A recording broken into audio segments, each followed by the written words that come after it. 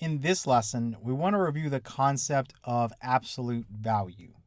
So let's just start out with the basic definition. The absolute value of a number is the distance between the number and 0 on the number line. So if I was to ask you for the absolute value of, let's just say, the number 6, you could find the number 6 on the number line and you could count the number of units away it is from 0. So if we take this here from 6 and we go 1, 2, 3, 4, 5, and then 6, you'll see that 6 is 6 units away from 0 on the number line, so the absolute value of 6 is just 6. Now similarly, if we looked at -6, you'd find that it has the exact same absolute value. If we start here and we go 1, 2, 3, 4, 5, 6 units to the right to get to 0. So this leads us to an important concept. Two numbers that lie on the opposite side of the number line with the same absolute value are known as opposites. So we've talked about opposites before. So 6 and -6 would be opposites. 3 and -3 would be opposites. 4 and -4. 122 and -122. So on and so forth. One important property here, and we talked about this in a previous review session, if you add two opposites together, you get a result of 0. Think about adding -6 and 6. Well, if I started at 0 and I went 6 units to the left, and then I went 6 units to the right, I'd end up back at 0. It's because their weight or absolute value is going to cancel each other out, right? One is negative, one is positive. They have the same absolute value, so they cancel and they end up in the middle, which is at 0. So in general, we don't need to pull out a number line every time we want to find the absolute value.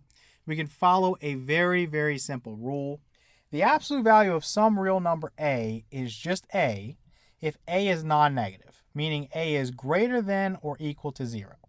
So if you have 0 or some positive number, you take the absolute value, it's just the number. So in our example, we took the absolute value of 6, it was just 6, right? You just use the number. The absolute value of some real number a is the opposite or the negative of a if a is less than 0. So if I had something like the absolute value of -6, this would be equal to the opposite of -6, which is just 6, right? You don't even need to go through all this. Just know that if you take the absolute value of something that's negative, you just make it positive, right? So if I had the absolute value of -122, I would just make the number positive. I know this is 122. Similarly, if I had the absolute value of, let's say, -1,322,515, what would I do? I would just make the number positive. Let me kind of erase this to get a little room. So I would just take this number and say, okay, it's 1,322,515, right? Just make it positive. So if it's 0 or a positive number, it's just a number.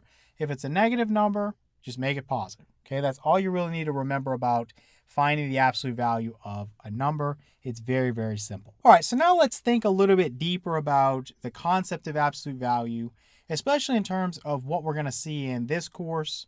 We think about a statement such as the absolute value of x is greater than 5. So what does this mean? Let's break this down so that you can understand it. The absolute value of a number, again, is the distance from the number to 0 on the number line. So what this is saying right here is any number here that has a distance from 0 that is larger or greater than 5, okay? So x can be any number whose distance from 0 is larger than 5. So if I start at 0 and I go in the right direction 5 units, and kind of circle this here at 5. If I start at 0 and I go left 5 units, and I circle this here at -5. So what does that tell me? Well, x could be anything larger than 5. We know from interval notation that we can kind of mark this way. Could put a parenthesis here to say that 5 is not included, and I could shade everything to the right. And x could be anything less than -5. So I could put a parenthesis at -5 facing to the left, and I could shade everything to the left like this, right? So anything in between here, so from 5 to -5 with 5 and -5 included, would not work. because in those situations, the values would not have a distance from 0 that is larger than 5. So as an example, let's say I took -1. If I plug that in for x, what would I get? So the absolute value of -1, is that greater than 5? No. The absolute value of -1 is what? I just told you if you have a negative number, just make it positive. So this evaluates to 1 is greater than 5, which is false. 1 is not greater than 5. If I plug 5 in there, the absolute value of 5 is 5. 5 is not greater than 5. That doesn't work. If I plugged in -5, the absolute value of -5 is 5. 5 is not greater than 5. That doesn't work. So all these numbers in between here don't work. But if I chose something that is to the right of 5 or to the left of -5, that would work. If I chose 7, for example, let's see what happens there. The absolute value of 7 is 7. 7 is greater than 5. So we're good. If I chose, let's say, -9. Okay, let's say -9. The absolute value of -9 is 9. 9 is greater than 5. So that works. So if we wanted to write our solution, we could say that x could be anything larger than 5, or, okay, you use the or statement here, x could be anything that is less than -5. Either situation would work. In interval notation, we would use our union symbol. So we would have the interval from -infinity, let me make that symbol better, up to but not including -5. And it's this set, and we're going to have a union with this set. So anything larger than 5, again, out to positive infinity. So this is how you would write it, kind of using the standard notation where you're using inequality symbols, and this is how you would write it using interval notation, and this is how you could display this graphically. Now let's think about the other scenario we have here. And this is kind of a trick question. So before I even read it, why don't you see if you can think about this one on your own? So I assume you tried this, and hopefully you figured out that this is, again, a trap. If you see this on a test, you should be able to answer right away all real numbers. Why is that the case? Well, the absolute value of x is greater than -4. Okay, let's think about that. Again, give me a number here that you take the absolute value of it and it's larger than -4. Well, it doesn't matter what I plug in there. If I plugged in a negative number, the absolute value would make it positive. Okay? If I plugged in 0, the absolute value would make it 0. If I plugged in a positive number, it would keep it positive. So anything I plug in is always going to be greater than -4, because the smallest this can be is if x is 0. So the absolute value of 0 is 0. So 0 is automatically greater than -4, and that's as small as this can be using the absolute value operation. Okay? Again, if I plugged in something negative, let's say I plugged in -6 there. The absolute value of -6 is 6. 6 is larger than -4. So you see that no matter what I plug in for x, it would work. So we say all real numbers. Okay, you could say it like that. You could do all kinds of different ways to notate this. You could say, the interval from -infinity to positive infinity. You could shade the entire number line graphically, right? You could take and just shade this entire thing to show that any real number on the real number line would be a solution for your inequality here. All right, so let's look at the other scenario here. So we start out with the absolute value of x is less than 2. So again, when I think about x, it's going to be any value whose absolute value or distance from 0 is smaller or less than 2. So if I started at 0 and I went 1 and then 2, so it couldn't be -2. Right? It couldn't be -2 because it can't actually go 2 units. It's got to be less than that. So let's kind of notate this by putting a parenthesis at -2 facing to the right. And I could do the same thing. I could travel 1, 2. It can't quite be 2. So I'm going to put a parenthesis here facing to the left. I could just shade everything in between. So essentially what I have here is a scenario where x can be any number that's between -2 and 2, with -2 and 2 not included, right? So in interval notation, that's the interval from -2 to 2. Again, neither is included, so I use a parenthesis at each end. And you can try this out with let's say the number -1. So you plug in a -1 there. The absolute value of -1 is 1. So you would have that 1 is less than 2, which is true. If you tried something outside of this range here, let's say you tried 3. The absolute value of 3 is 3. 3 is not less than 2, so that doesn't work. If you tried, let's say, -5, the absolute value of -5 is 5. 5 is not less than 2. So again, you've got to be within this range here to have an absolute value or a distance from 0 that is smaller than 2. So that's your solution there. And you could also write this as x is greater than -2 and less than 2. Okay, so kind of 3 different ways to show the solution there. All right, let's think about another one. And again, I advise you to kind of stop the video here and think about this one. What's going on here? Because I'm going to tell you in advance this is a trick one. All right, so I assume you tried this and you would see that there's no solution here. And why is there no solution? Again, x represents a number whose absolute value is less than -3. Can absolute value be negative? Just think about that for a second. Can it be negative? No, it has to be either 0 if you're plugging in 0 or positive. If I plug in a negative, I get a positive. If I plug in a 0, I get a 0. If I plug in a positive, I get a positive. So there's no way that the absolute value of something can be less than -3. It's not possible. It has to be 0 or larger. So there's no solution here. There's no solution. Okay, you can write no solution, or a lot of teachers will say make the symbol for the null or empty set because the solution set here has no elements. And again, if I'm going over your head there, just write no solution. That's all you really need for the majority of the classes. So the last thing we want to think about in this lesson on absolute value is how to find the distance between 2 points on a number line. So this is a very, very easy thing to do, and we have a very simple formula that we'll see in a second. So the distance between 2 points on a number line is the absolute value of the difference between their coordinates in any order. So in other words, if I wanted to find the distance between, let's say, 6 and let's say -1. Well, what this is telling me is that I can say the absolute value of 6 minus a -1 would give me the distance between the two. So 6 minus a -1 would be 6 plus 1. That's 7. So I'd want the absolute value of 7, which is just 7. I could also, because this says in any order, I could flip this around. So I could say the absolute value of -1 minus 6. And the absolute value of -1 minus 6 is the absolute value of -7, which again is also 7. So kind of the order doesn't matter here because of that absolute value operation. It's going to end up taking the sign and disregarding it, right? If you get a +7, it's still 7. If you get a -7, it makes it +7. So the order isn't going to matter here because of the absolute value operation. So officially, you'll see this in your textbook if P and Q are points. And don't get confused by P and Q. P and Q are just something we can use to label the points.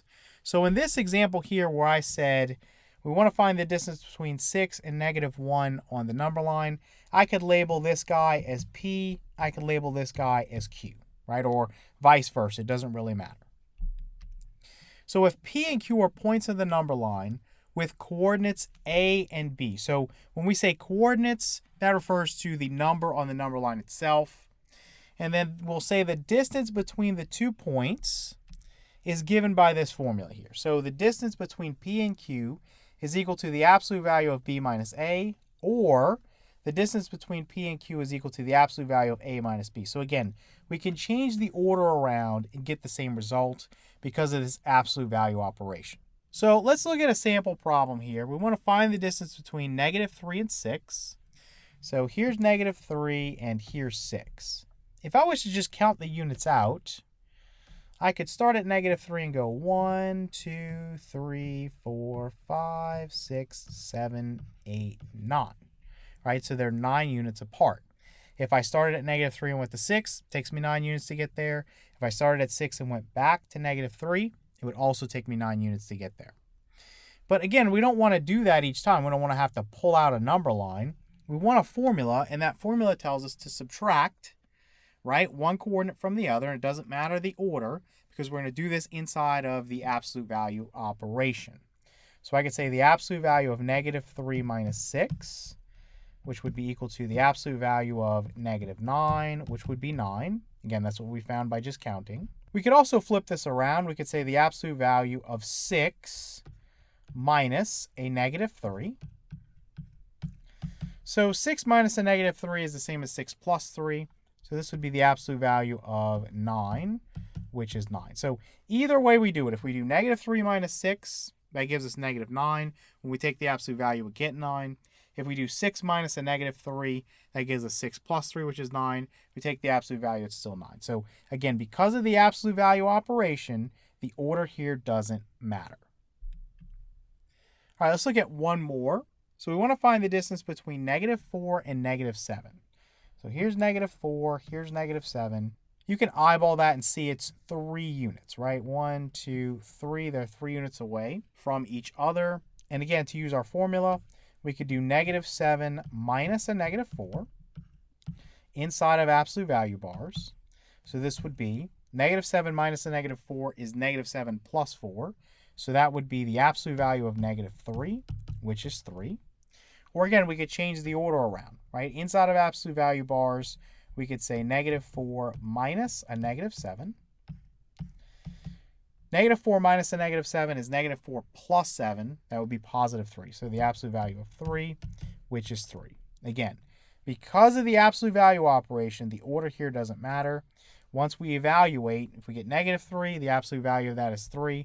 If we get positive 3, the absolute value of that is 3. So either way you do it, you end up with 3 as the distance between negative 4 and negative 7 on the number line. In this lesson, we want to review solving absolute value equations. So before we jump in and start looking at problems where we're solving absolute value equations, we want to make sure that we have a good understanding of the concept of absolute value. So this is something we reviewed at the beginning of the course. So if I said I want the absolute value of the number 7, what am I asking for? Well, the absolute value of a number is the distance from the number to 0 on the number line. So if I want the absolute value of 7, this is equal to 7 because if I started at 7 on the number line and I counted how many units I'd have to go to get to 0, we all know it would be 7, right? Start here, you go 1, 2, 3, 4, 5, 6, and then lastly 7 units to get to 0. Similarly, if I wanted the absolute value of negative 7, it's also 7, because if I start at negative 7 and I want to get to 0, I got to go 7 units to the right. So 1, 2, 3, 4, 5, 6, and then finally 7. So these two numbers, 7 and negative 7, are known as opposites, okay?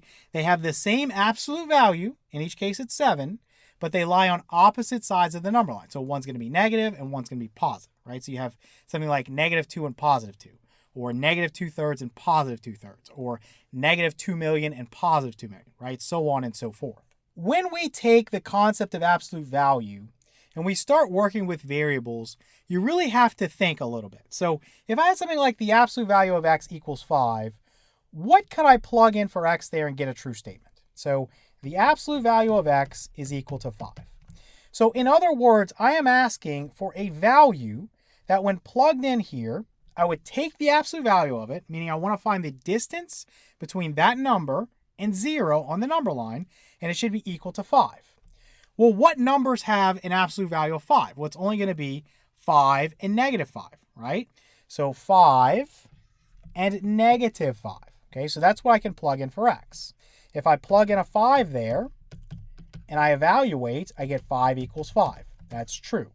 But again, that's not the only solution because negative 5, the opposite of 5, also has an absolute value of 5. So if I plugged in a negative 5 for x, you would get 5 equals 5 as well, which is also a true statement. So what ends up happening is we're going to say that our solution for this equation is going to be what? It's going to be that x could be equal to 5. And then we have that keyword or that we talked about in the last lesson with compound inequalities. So x equals 5 or x equals negative 5. Again, the or just tells me that either works. If I plug in a 5 here, take the absolute value, I get 5. 5 equals 5, that's true. If I plug in a negative 5, absolute value of negative 5 is also 5. 5 equals 5, that's also true. So either one works. That's why we use the or keyword. Now, in most cases, we're not going to get something as simple as the absolute value of x equals some number, okay? We're going to have some absolute value of an expression equal to some number, or later on we'll see things get more complicated than that. But essentially, if you have an equation in this format, you have the absolute value operation isolated on one side with an algebraic expression inside of the absolute value bars, and it's equal to some non-negative number like k, then we can go ahead and set up a compound equation with or. We can say that this guy right here, the ax plus b, could be equal to k, or ax plus b could be equal to the negative of k, all right? Now, it's hard to understand this when you look at it in this generic formula, but I want you just to jot this down in your notes anyway. And let's look at the first example, and we're going to kind of relate back to this. So we have the absolute value of x minus 3 is equal to 4.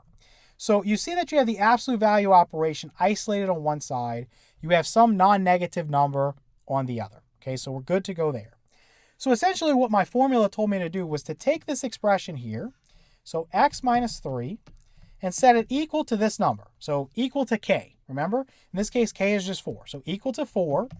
Then or, you take your expression again, so x minus 3 could be equal to negative 4. Okay, remember you said negative k, now it's just negative 4. Now, why does this thought process work?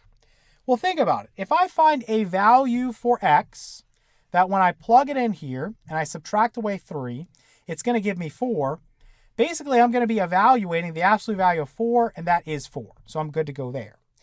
Alternatively, if I find a value for x, then when I subtract away 3, I get negative 4.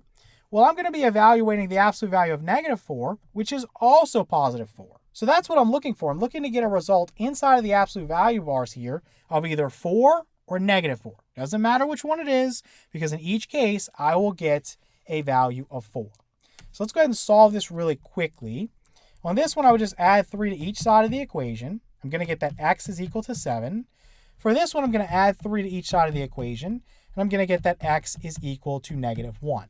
So let's check these. It's very easy to do. So I'm going to plug in a 7 for x here. So I would have the absolute value of 7 minus 3 is equal to 4. So 7 minus 3 is 4. So I would have the absolute value of 4 equals 4. And of course, that's true. 4 does equal 4. So that's a big check. Okay, so that works. Now, let's check the other scenario. We have x equals negative 1. So if I plug in a negative 1 for x right there, so negative 1 minus 3, we're taking the absolute value of that, this should be equal to 4. Negative 1 minus 3 is negative 4. So you'd have the absolute value of negative 4 is equal to 4, and we know that's true, right? The absolute value of negative 4 is 4, so you get, again, 4 equals 4. So this one's a big check too. So you can see how that ends up working, right? You take this expression right here, this guy, and you set it equal to this number, and then the negative of that number. You solve those two equations, you kind of put it together with that keyword or, and then you're going to have your solution. So there's a few different ways to notate the solution. You can kind of remove these check marks. You don't need them anymore. You can just put an or there between them. So x equals 7 or x equals negative 1. That's fine.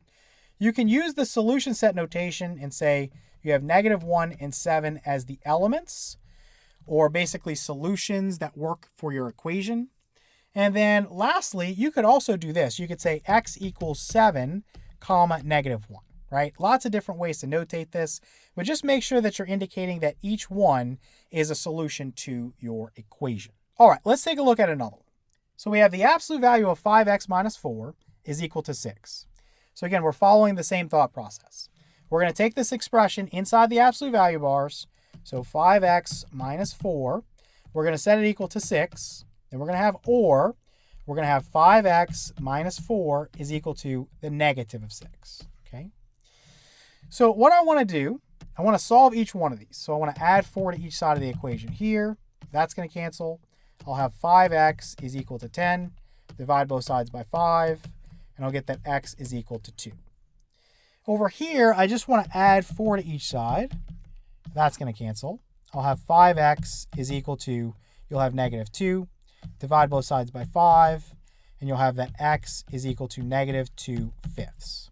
All right, so let's erase these. So I'm going to go ahead and say that x is equal to 2 or x is equal to negative 2/5, like that. again, you can write it that way. You can use the solution set notation. A lot of books do that.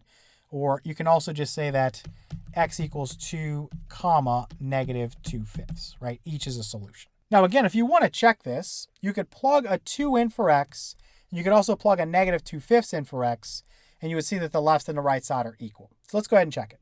So the absolute value of 5 times 2 and then minus 4 is equal to 6. So 5 times 2 is 10. 10 minus 4 is 6. The absolute value of 6 equals 6. So 6 equals 6. So yeah, that's true. You can check that one off. Then the other one is negative 2/5. So negative 2/5. So 5 times negative 2/5, the 5s would cancel. You'd have negative 2 minus 4, which is negative 6. So you basically have the absolute value of negative 6, which we know is 6. So 6 equals 6 here. So this one checks out as well. So again, x equals 2 or x equals negative 2/5. Let's look at one that's a little bit more complicated. It's just more complicated because you don't have the absolute value operation isolated on one side. So we have 5 multiplied by the absolute value of negative 7x plus 3 equals 58. So your goal, if you get something like this, is to isolate the absolute value operation. So how can we do that? It's very, very easy. You just think about what's being done to that absolute value operation. You have multiplication, right? You're multiplying by 5, and you have addition, 3 is being added to it. So let's go ahead and subtract 3 away from each side to start. We'll get rid of that. We'll have 5 times the absolute value of negative 7x plus 3, and this equals 58 minus 3 is just 55. Now I can just divide both sides by 5. So I divide both sides by 5, and this would cancel with this, and so I have the absolute value of negative 7x plus 3 is equal to 55 over 5 is 11. So now I have it in the format that I've been looking at, and again, once I have it like this, it's very, very easy. I take my expression, so negative 7x plus 3, I set it equal to 11, and then I say or, I take my expression, so negative 7x plus 3, I set it equal to negative 11, okay? Just solve each one, very, very simple. So I'm going to subtract 3 away from each side of the equation. I'm going to get negative 7x is equal to 11 minus 3 is 8. Then I'm going to divide both sides by negative 7. And I'm going to get that x is equal to negative 8/7. Over here, let me subtract 3 away from each side. That cancels. You'll have negative 7x is equal to negative 14. Divide each side by negative 7. And you get that x is equal to positive 2.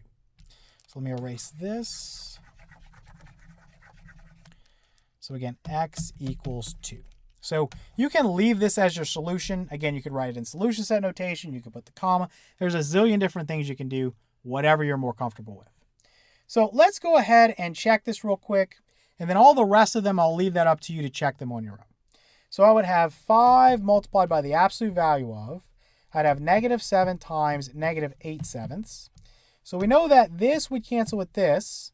The negatives would cancel, so I'm basically just going to have an 8 there. So I'd have 8 plus 3, which is just 11. So then plus 3 equals 58. So the absolute value of 11 is 11. So you have 5 times 11 there. That's 55, and then 55 plus 3 is 58. So this one's good to go.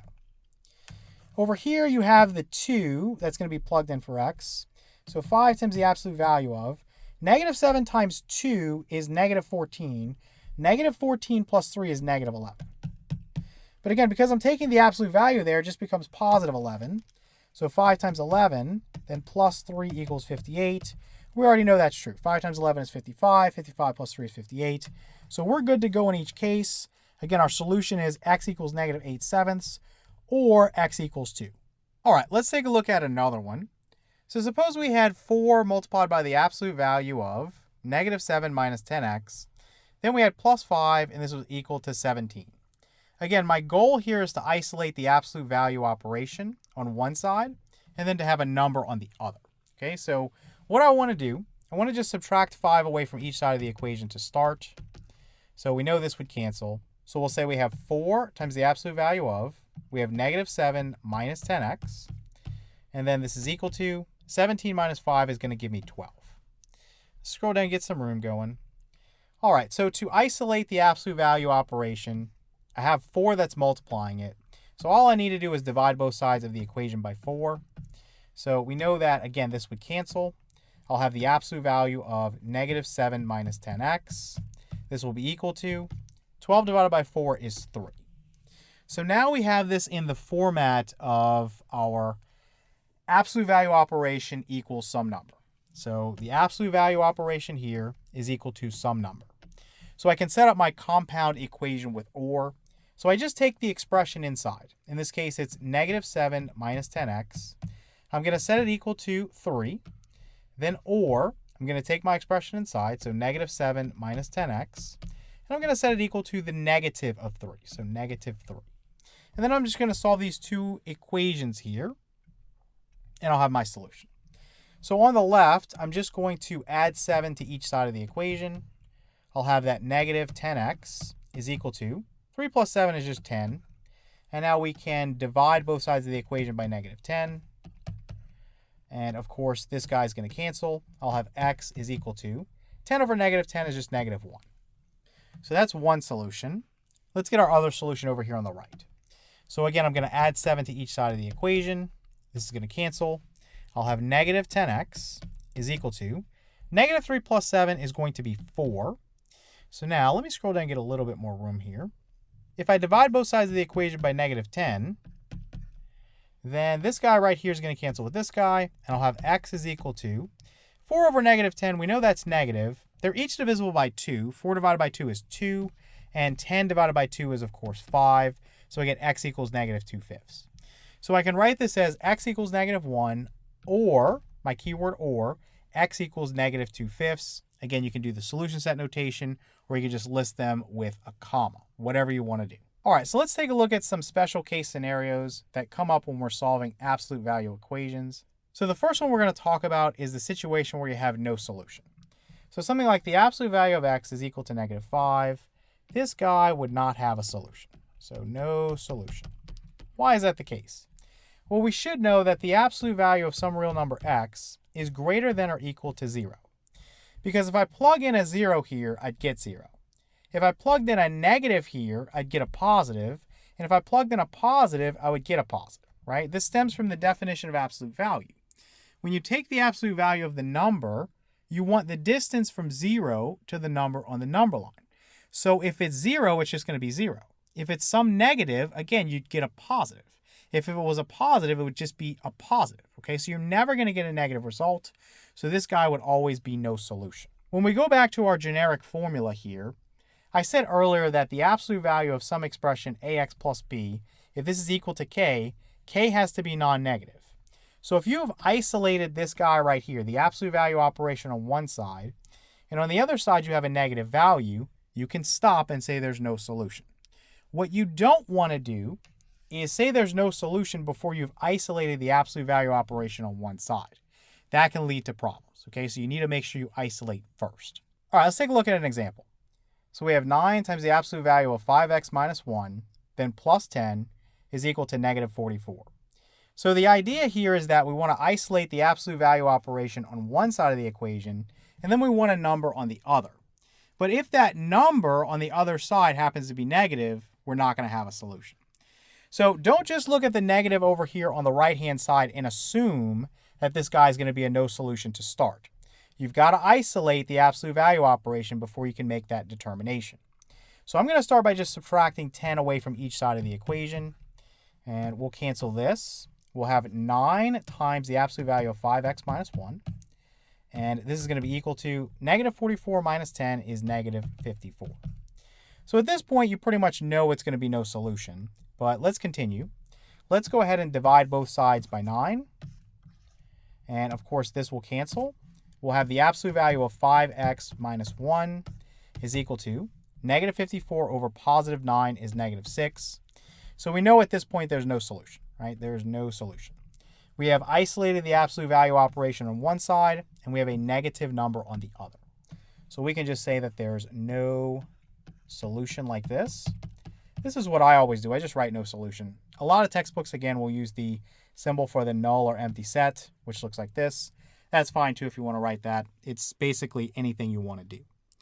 So, again, I just want to emphasize here why there's no solution. There's no value I can plug in for x there. Multiply by 5, and then subtract away 1, and then take the absolute value of it and get negative 6. Doesn't matter what this value is, Once I take the absolute value, it's either going to be 0 or positive. Okay, so it can never, ever, ever be -6. So that's why there's no solution. Now, let me show you one thing real quick. Just want to make sure we're crystal clear on this before we move on.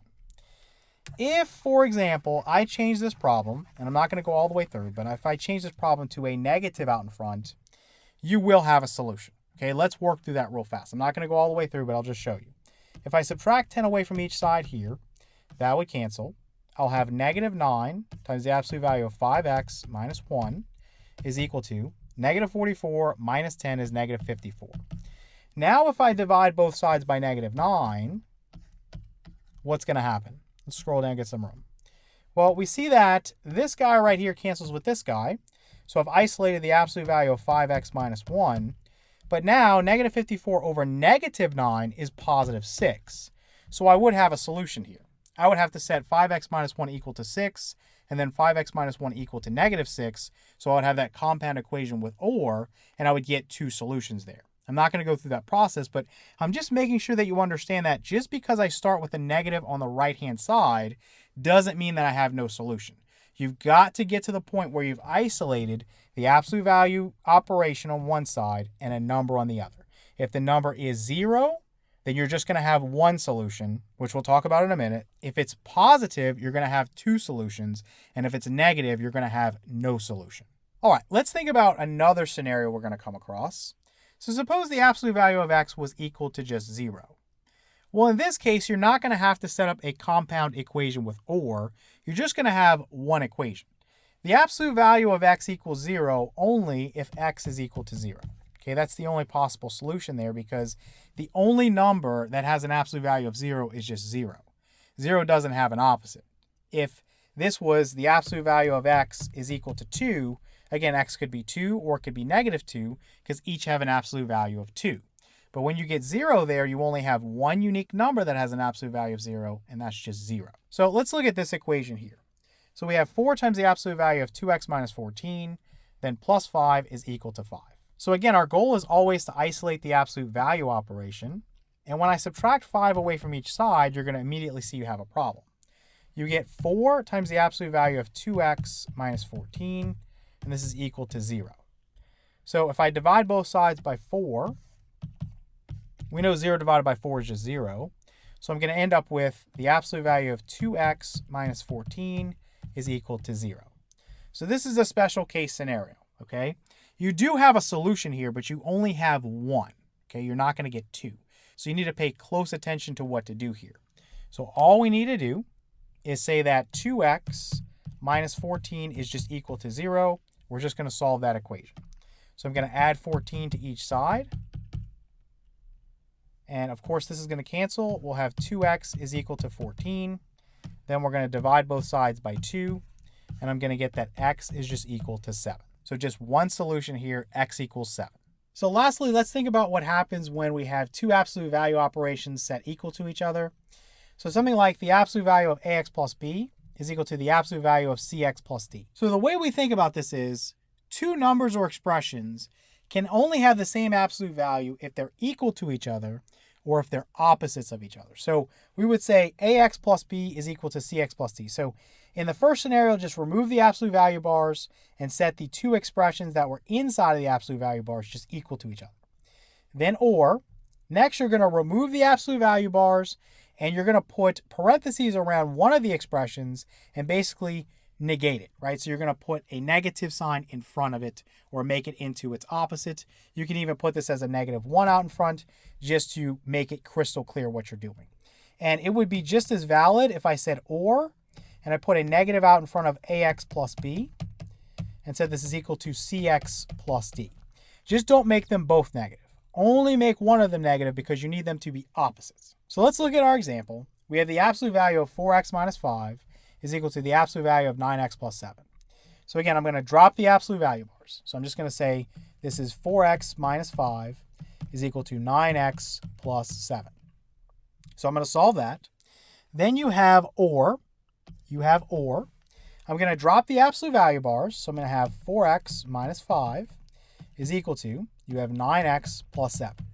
So I'm going to choose one of these expressions. It doesn't matter which one you want. wrap it in parentheses, and put a negative out in front, okay? You could do this one, or again, doesn't matter, you can do this one. You will get the absolute same answer. Just for the sake of what we did earlier, I'm going to go ahead and just wrap this around here and just be done with it, okay? So for the first one, I'm just going to solve this. I'm going to write this down here. So we have 4x, again, 4x minus 5 is equal to 9x plus 7. Let me scroll down and I'll come back up. So to solve this is very, very easy. We just add 5 to each side of the equation. That cancels. 4x is equal to 9x plus 12. We subtract 9x away from each side of the equation. And this is going to cancel.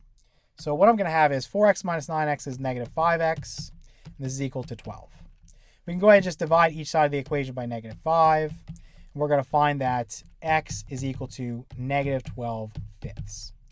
So let's erase all of this. We're going to keep that x equals negative 12 fifths. So I don't need this equation anymore. I'm just going to put x equals negative 12 fifths. And then I'm going to have my or here. I'm going to do it vertically. And then I'll have x equals something here. And we'll get that from this. Okay.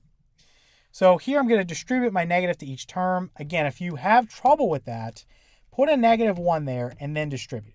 Okay, that's the easiest way to remember. So 4x minus 5 is equal to negative 1 times 9x is negative 9x. And then negative 1 times 7 is minus 7. Now, what I want to do is add 5 to each side of the equation and add 9x to each side of the equation. So this is going to cancel, and this is going to cancel. 4x plus 9x is 13x. This is equal to negative 7 plus 5, which is negative 2.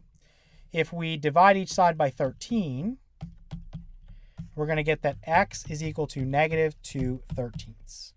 So x equals negative 2 thirteenths. In this lesson, we want to talk about solving absolute value equations with quadratic and rational expressions. All right, so previously in our course, we talked about how to solve kind of simple absolute value equations where basically we were only dealing with linear equations, okay? So we're going to go a little bit deeper into this topic, and we're going to look at some additional examples that are slightly more challenging. You might say not more challenging, but more tedious, because we're going to involve some quadratic expressions and some rational expressions. So we'll end up having to solve some quadratic equations and also some rational equations, okay? So we're going to boil this down to a little rule. If u is an algebraic expression and a is some positive number, so it's greater than 0, so it's not 0 and it's not negative, right? Because 0 and negative would each give us a special case. We'll talk about that in a second. So the absolute value of this algebraic expression u, if that's set equal to this positive number a, then what we get is that the algebraic expression u could be equal to the positive number a, or the algebraic expression u could be set equal to the negative of that number a, okay? So as a quick example, this is something we already know how to do. Let's say we have the absolute value of 2x minus 5, and this is equal to 3. The first thing is notice how the absolute value operation is isolated on one side, and you have a positive number on the other. Okay, so that's always what we want to set up. So then we can use our little rule. Again, it's kind of cut off the screen here, but if the absolute value of some algebraic expression u is equal to some positive number a, then u is equal to a, or u is equal to negative a. We're just going to use that here. Again, this expression here, 2x minus 5, that's u, that's the algebraic expression. And then 3 is the positive number, that's a. So I would say that 2x minus 5 could be equal to 3, or 2x minus 5 could be equal to negative 3. Now, what we're basically saying is that this guy right here could be set equal to 3, right? If I get a value for x that gives me a result of 3, I take the absolute value of that, I get 3. Also, this guy right here could be set equal to negative 3, because if this guy in here evaluates to negative 3, well, when I take the absolute value of negative 3, I also get 3, okay? So that's why this ends up working itself out. So let's just solve this real quick. I'm going to add 5 to both sides of the equation. I'm going to get that 2x is equal to 8. Divide both sides by 2. I'm going to get that x is equal to 4. Over here, I'm going to add 5 to both sides. I'm going to get that 2x is equal to negative 3 plus 5 is 2. Divide both sides by 2. I'm going to get that x is equal to 1. Okay, so we get x equals 4 or x equals 1. Now you can easily check that. You could plug in a 4 for x there. And basically 2 times 4 is 8. 8 minus 5 is going to be 3, right? So you know with the absolute value of 3, which is 3, so that works itself out. okay? The other scenario is going to give you the absolute value of negative 3 because that's also going to give you 3, right? If I plug in a 1 for x, 2 times 1 is 2. 2 minus 5 is negative 3. Again, the absolute value of negative 3 is also 3, so this works as well. All right, so before we go any further, we have to understand the special cases that we might run across. And we covered these earlier in the kind of course when we talked about absolute value equations, but we need to kind of jog your memory so that you are ready for all the scenarios you're given. So let's say you have the absolute value of 4x minus 5, and this is equal to 0. Well, what happens is if this guy is isolated and it's set equal to 0, well, think about the fact that 0 is 0 units away from itself on the number line, right? So the only number that's going to have an absolute value of 0 is 0, okay? So you're not going to have a compound equation with or here. You just have to set 4x minus 5, this expression, equal to 0, and then just solve, okay? So this is a little bit easier, a little less tedious. So to get our solution there, we just add 5 to both sides of the equation, and we'll get that 4x is equal to 5. And let's divide both sides of the equation by 4. And we'll find that x is equal to 5/4, okay? And obviously, if we check that, if you plugged in a 5/4 there, 4 times 5/4, the 4's would cancel. You just have a 5. 5 minus 5 is 0. The absolute value of 0 is 0, so that checks itself out as well. All right, last special case scenario is if the absolute value operation is isolated and it's equal to some negative value, there's no solution, okay? And the reason for that is the absolute value operation takes a negative and makes it positive, takes 0 and spits out 0, takes a positive and spits out the positive, okay? So you can't plug in anything for x here and then multiply it by 6. That guy, subtract away 2, right? Take the absolute value and end up with a negative 12, right? Because the absolute value operation is going to kind of stop all that because it will never, ever be equal to some negative value. So you can't get a negative 12 as an answer for that. So this guy right here is no solution, okay? It's no solution. We can use our symbol for the null or empty set. All right, so now let's jump in and look at some problems where we have some quadratic expressions involved. So suppose we had the absolute value of x squared minus 5x, and this is set equal to 6. So we have exactly what we talked about earlier. If we have the absolute value of some expression u, and it's set equal to some positive number a, well then u could be a, or u could be the negative of a, okay? So it's the same concept. We're just using kind of more complex expressions. So we would have x squared minus 5x, x squared minus 5x. We'd set that equal to 6. Then or we'd have x squared minus 5x would be equal to negative 6, okay? All I did was follow this. This expression is my u. This guy right here, this number is my a, okay? So I'm just following that just like we saw, okay? So now I can solve each of these.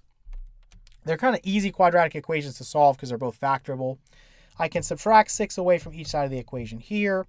I would have that x squared minus 5x minus 6 equals 0. And I'll go ahead and solve this real quick. So as I alluded to, this can be factored. The left side here, if I think about two integers whose sum is negative 5 and whose product is negative 6, well, you think about negative 6 and positive 1, right? Negative 6 and positive 1. Because negative 6 times positive 1 would give you negative 6. Negative 6 plus 1 would give you negative 5. So this is our factorization here. Then we would set each factor here equal to 0. So x minus 6 would be equal to 0. And then we'd also have x plus 1 equal to 0. And let's go ahead and solve that. So we would add 6 to both sides of the equation here. X is equal to 6. Over here, I'd subtract 1 away from each side of the equation. So x is equal to negative 1. So the two solutions here are that x equals 6 or x can be negative 1.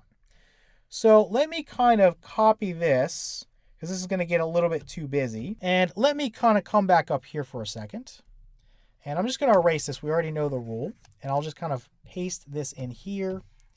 So those are two solutions. I'm going to go ahead and get rid of this whole branch. We don't need it anymore. All right, so for this one, it's another easy one we can solve with factoring. So we have x squared minus 5x. I'm going to add 6 to both sides. So plus 6 equals 0. So I'm going to factor this guy. So this is x and this is x. Give me two integers whose sum is negative 5 and whose product is positive 6. Well, that would be negative 2 and negative 3, right? Negative 2 times negative 3 is positive 6. Negative 2 plus negative 3 is negative 5. So we're good to go there. All right, so what we want to do is just set each factor equal to 0. So x minus 2 equals 0, and then x minus 3 equals 0. Add 2 to both sides of the equation here. You're going to get that x is equal to 2. Add 3 to both sides of the equation here. You'll get that x is equal to 3. Okay, so x equals 2 or 3. Those are another two solutions. So let's just write those in right here. Let me erase all this. So let's pop those in here. So 2 and then 3. So a little bit more tedious, and you actually have more solutions here. You have 4 solutions, whereas the problems we looked at before, in most cases, you had 2 solutions, right? And you can go through and plug all these in and verify they work. And just for this one, we can go ahead and check it just to see what happens. For the rest of them, I'm not going to check it just in the interest of time, but I just want to show you that you're going to have 2 of these that are going to evaluate here to be the absolute value of 6. So that's going to work out. Then the other 2 are going to evaluate to be the absolute value of -6. So those are going to work out as well, right? Because in each case, the absolute value of 6 or the absolute value of -6, it produces 6. So the left and the right side will be equal, okay? So for this scenario, 6 squared is 36. So you'd have 36 minus 5 times 6, which is 30.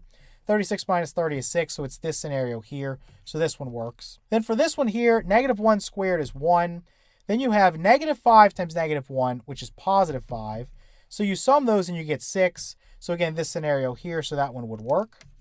Then for these two, you're going to end up with -6, right? So 2 squared is 4 minus, you have 5 times 2, which is 10. 4 minus 10 is -6, so that's this scenario here, so that works. Then the other one, plug in a 3. 3 squared is 9 minus, you have 5 times 3, which is 15. 9 minus 15 is also -6, so this guy is going to work as well, right? So in this scenario, again, we want the inside of this guy right here. We want that expression to evaluate to either 6, right? That's this scenario here, or -6, that's this scenario here. Either way, we'd end up with an answer of 6. So 6 equals 6, so our solutions here are correct. All right, let's take a look at one that's a little bit more challenging. It's just more tedious. We have 4 times the absolute value of x squared minus 3x plus 7 equals 47. Okay, so in this particular case, our absolute value operation is not isolated, okay? We know from earlier in the course that we've got to have it isolated.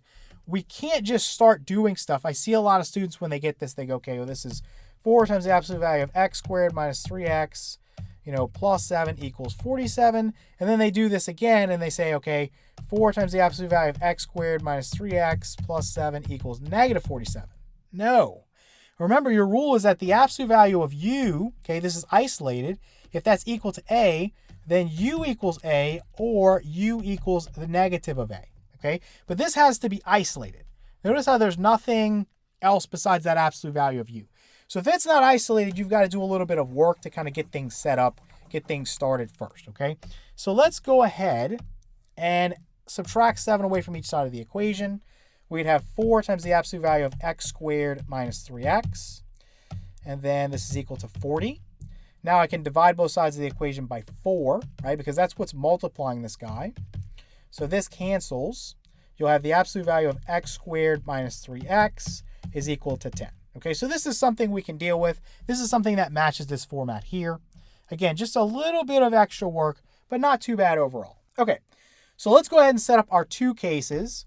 So the first case is that x squared minus 3x, this algebraic expression, is equal to 10. Okay, then or the second case is that x squared minus 3x is equal to the negative of 10, or just say -10. And now I'm just going to solve these 2 equations. So let's kind of scroll down and get some room going. This guy right here, I'll subtract away 10 from each side of the equation. I'm going to have that x squared minus 3x minus 10 is equal to 0. And I can solve this guy with factoring. So the left side of this guy, I can set this up as x here and x here. Give me 2 integers that sum to -3 and that have a product of -10. That's going to be -5 and +2, right? -5 times +2 would give me -10. -5 plus 2 would give me a -3. So let's set each factor equal to 0. So I'll say x minus 5 equals 0. Add 5 to each side of the equation. I get x is equal to 5. Then over here, I would say x plus 2 is equal to 0. Subtract 2 away from each side of the equation. I get x is equal to -2. So those are 2 solutions. We got x equals 5 and x equals -2. So let me erase this part. We don't need it anymore because we already have the solutions. I'm just going to erase this, and I'm going to go back to the top just kind of write my answers up there because the screen's just going to get a little too full. Okay, so I'm just going to write that x is equal to, again, we have 5 and then negative 2. Okay, so let me go down, and now we're just going to solve this equation here. Okay, so we have x squared minus 3x. I'm going to add 10 to both sides of the equation. So plus 10, this equals 0. So unfortunately, this guy is not going to be factorable. This is something we need to use our quadratic formula to get a solution for. So with our quadratic formula, we're going to label this as a, right? We have a 1, an understood coefficient there for x squared. We're going to label this negative 3 as b. And we're going to label this 10, this constant as c. So the quadratic formula, if you will recall, x is equal to the negative of b plus or minus the square root of, you've got your b squared minus your 4ac all over 2a. So what is b? Again, that's negative 3. So the negative of negative 3 is 3. Then negative 3 squared would be 9. Then minus 4 times a is 1. So negative 4 times 1 is just negative 4. Then times 10, which is c. Negative 4 times 10 is negative 40. So you would have 9 minus 40. 9 minus 40 is going to be negative 31. So this is negative 31 here. And then a again is 1, so this is just 2. Okay? So x equals 3 plus or minus the square root of negative 31 over 2. We can clean this up by using our imaginary unit. So we'll say x is equal to 3 plus or minus, I'm going to pull the negative out as I, times the square root of 31. Again, this is over 2. Okay, so again, this is two solutions. It's 3 plus I times square root of 31 over 2, and it's 3 minus I times square root of 31 over 2. Okay, so let me copy this, and I'm going to erase everything else. Okay, so I'll put comma, and I'll put this here. So we have 4 solutions. X can be 5, x can be negative 2, x can be 3 plus I times square root of 31 over 2, and then lastly, x can be 3 minus I times square root of 31 over 2. All right, let's move on and look at one with a rational expression involved. So here we have 7 times the absolute value of, we have 5x plus 1 over x minus 2, then plus 9, this equals 30. So again, it's the same thing. What we want to do is isolate this absolute value operation, because again, I'm just going to write this rule. The absolute value of u, this algebraic expression u, which is this in this case, if that's equal to some positive number a, then u equals a, or u equals negative a, okay? So what can we do? Let's just subtract 9 away from each side of the equation. We're going to have that 7 times the absolute value of 5x plus 1 over x minus 2 is equal to 30 minus 9 is going to be 21, okay? So 7's multiplying this absolute value operation. So let's divide both sides by 7, and that's going to get us to what? This cancels at the absolute value of 5x plus 1 over x minus 2, and this is equal to 21 over 7 is 3, okay? So at this point, again, I have an absolute value operation that's isolated on one side. I've got a positive number on the other. So I can go ahead and just use my rule. And what I'm going to say is that I have 5x plus 1 over x minus 2. That's set equal to 3. Then or we have 5x plus 1 over x minus 2, that's equal to negative 3, okay? So pretty easy to solve these. In each case here, it's going to be quickest to just cross multiply. So I'm going to just write this as 3 over 1. I'm going to write this as negative 3 over 1. So x minus 2 times 3 would be 3 times the quantity x minus 2. And then 1 times 5x plus 1 is just 5x plus 1, okay? So if I go through, use my distributive property, this would be 3x minus 6 is equal to 5x plus 1. All right, so to solve this, we can just subtract 5x away from each side of the equation and then add 6 to each side of the equation. So we know this cancels and this cancels. 3x minus 5x is negative 2x. This is equal to 1 plus 6, which is 7. Divide both sides by negative 2.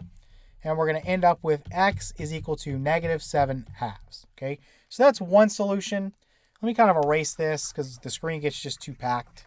And I'll just say that x is equal to negative 7 halves. Okay, that's one solution. We're going to have another. So let's go back down. So now let's work on this one. Again, I'm just going to cross multiply. So I would have negative 3 times the quantity x minus 2. This is equal to 1 times the quantity 5x plus 1, which is just 5x plus 1, okay? So negative 3 times x is negative 3x. Negative 3 times negative 2 is plus 6.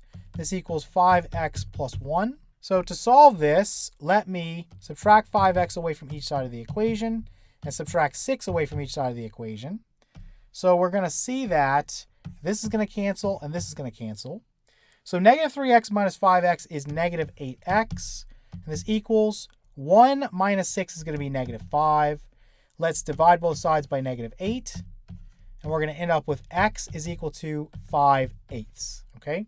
So 5/8 is a solution and negative 7/2 is a solution.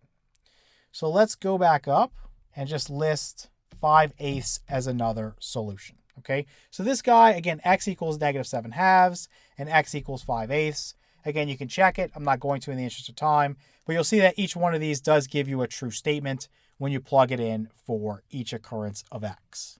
All right, so additionally, we might see some problems where we have two absolute value operations set equal to each other. We talked about these earlier when we looked at absolute value equations in our course. And again, for this, basically what you have is you have to think about the fact that two numbers can only have the same absolute value if they're the same number, meaning they're equal to each other, or if they're opposites. So for this scenario, you're going to set up another compound equation with OR. For the first case, you're just going to drop the absolute value bars. So for the first case, I'm just going to say that x squared minus 1 is equal to 2x minus 1. Okay. Then for the second case, I'm going to drop the absolute value bars. So I'm going to say x squared minus 1 is equal to 2x minus 1. But what I'm going to do is I'm going to make one of the expressions into its opposite, okay? So the way to do this is just to wrap the expression inside of parentheses and just put a negative in front. So you can do this one or you can do this one, but don't do both, right? If you did both, then you're basically just going back to this because I can divide both sides by negative 1, okay? So make sure you just do one of those, okay? So I'm going to solve this one first, and let me put my OR kind of in the middle here, and I'll just drag this down so I have enough room to work. And so let me start by kind of moving everything to the left side. So let me subtract 2x away, and let me add 1 to both sides. So this is going to be 0 over here on the right. So what we're going to have is that x squared minus 2x, negative 1 plus 1 is 0. So this is just equal to 0 over here, okay? So x squared minus 2x equals 0. I can quickly solve that with factoring. Pull an x out, you'd have x minus 2. So basically, x could be what? It could be 0 or it could be 2, right? So x could be equal to 0, and I found that by just setting x equal to 0. Or x could be 2. I found that by saying x minus 2. This factor here, set that equal to 0, x would be 2. Okay, so those are the two solutions from there. So x equals 0 or 2. Okay, let's look at the other kind of equation that's involved here. So I'd have x squared minus 1 is equal to, we got to make that a little better. You have this negative that's got to get distributed, so it would be negative 2x and then plus 1. Okay, so again, move everything over. So you're going to have x squared, add 2x to both sides of the equation. So plus 2x, subtract 1 away from each side of the equation. So over here, again, this is 0, and then negative 1 minus 1 is negative 2. This equals 0. So can we solve this with factoring? No, this guy isn't going to be factorable. So let's go ahead and set up our quadratic formula.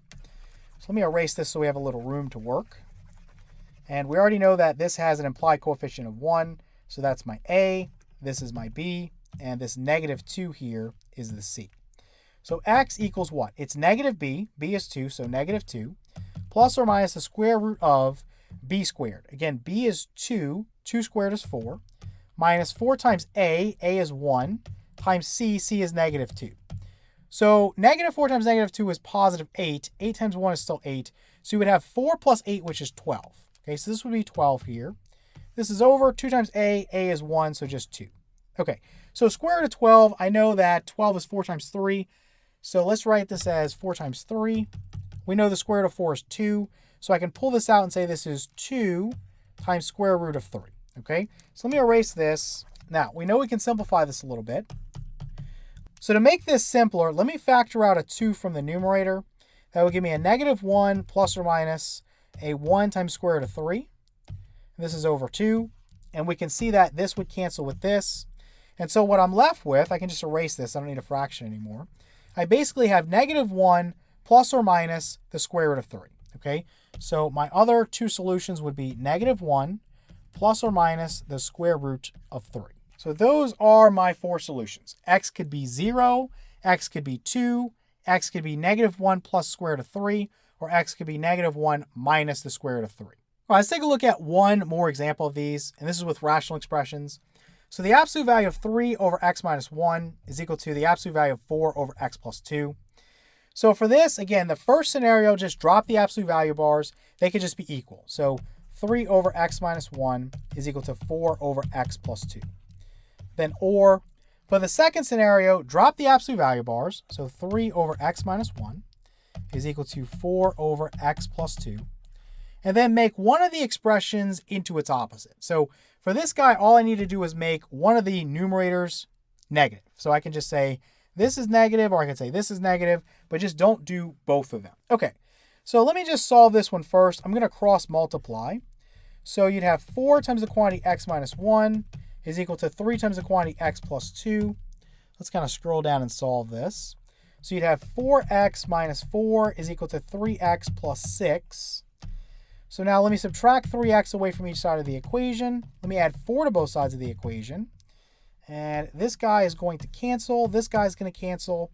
4x minus 3x is x. 6 plus 4 is 10. So one solution is that x is equal to 10. Then over here, let me cross multiply.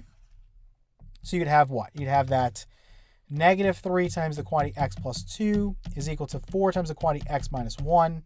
-3 times x is -3x. -3 times 2 is -6. This equals 4 times x, which is 4x. And then 4 times -1 is -4. Okay, so let me add 6 to both sides of the equation. Let me subtract 4x away from both sides of the equation. So this is going to cancel, and this is going to cancel. You have -3x minus 4x, which is -7x. And this equals -4 plus 6, which is going to be 2. We can finish this up by just dividing both sides by -7. We're going to find that x is equal to -2/7. Okay, so here x could be 10 or x could be -2/7. So let me erase everything. So I'll say that x could be equal to 10 or it could be -2/7. Okay, that's going to be our answer. And again, you can check this if you want. Plug in a 10 for each occurrence of x, you'll see you get the same value on the left and the right. Plug in a -2/7 for each occurrence of x, you'll again see that you get the same value on the left and the right. So this guy is correct. In this lesson, we're going to talk about solving more advanced absolute value equations. So up to this point, we've worked with some absolute value equations that can be solved pretty easily. In pretty much all the cases, we just needed to isolate the absolute value operation, and then we could set up a compound equation with OR. Now, I know we looked at some more challenging scenarios in the last lesson where we involved some quadratic equations and some rational equations, but now we're going to go even further and look at some absolute value equations that end up either being challenging to solve or being really tedious to solve. Okay, a lot of extra work. So let's start out by talking about how to solve an absolute value equation where one absolute value operation is nested inside of another. So this is a common problem you will see. So suppose we had something like the absolute value of, you have the absolute value of 9x plus 4 minus 10, and this is equal to 21, okay? So notice that you have an outer absolute value operation, and then let me highlight this in a different color. You have an inner absolute value operation, okay?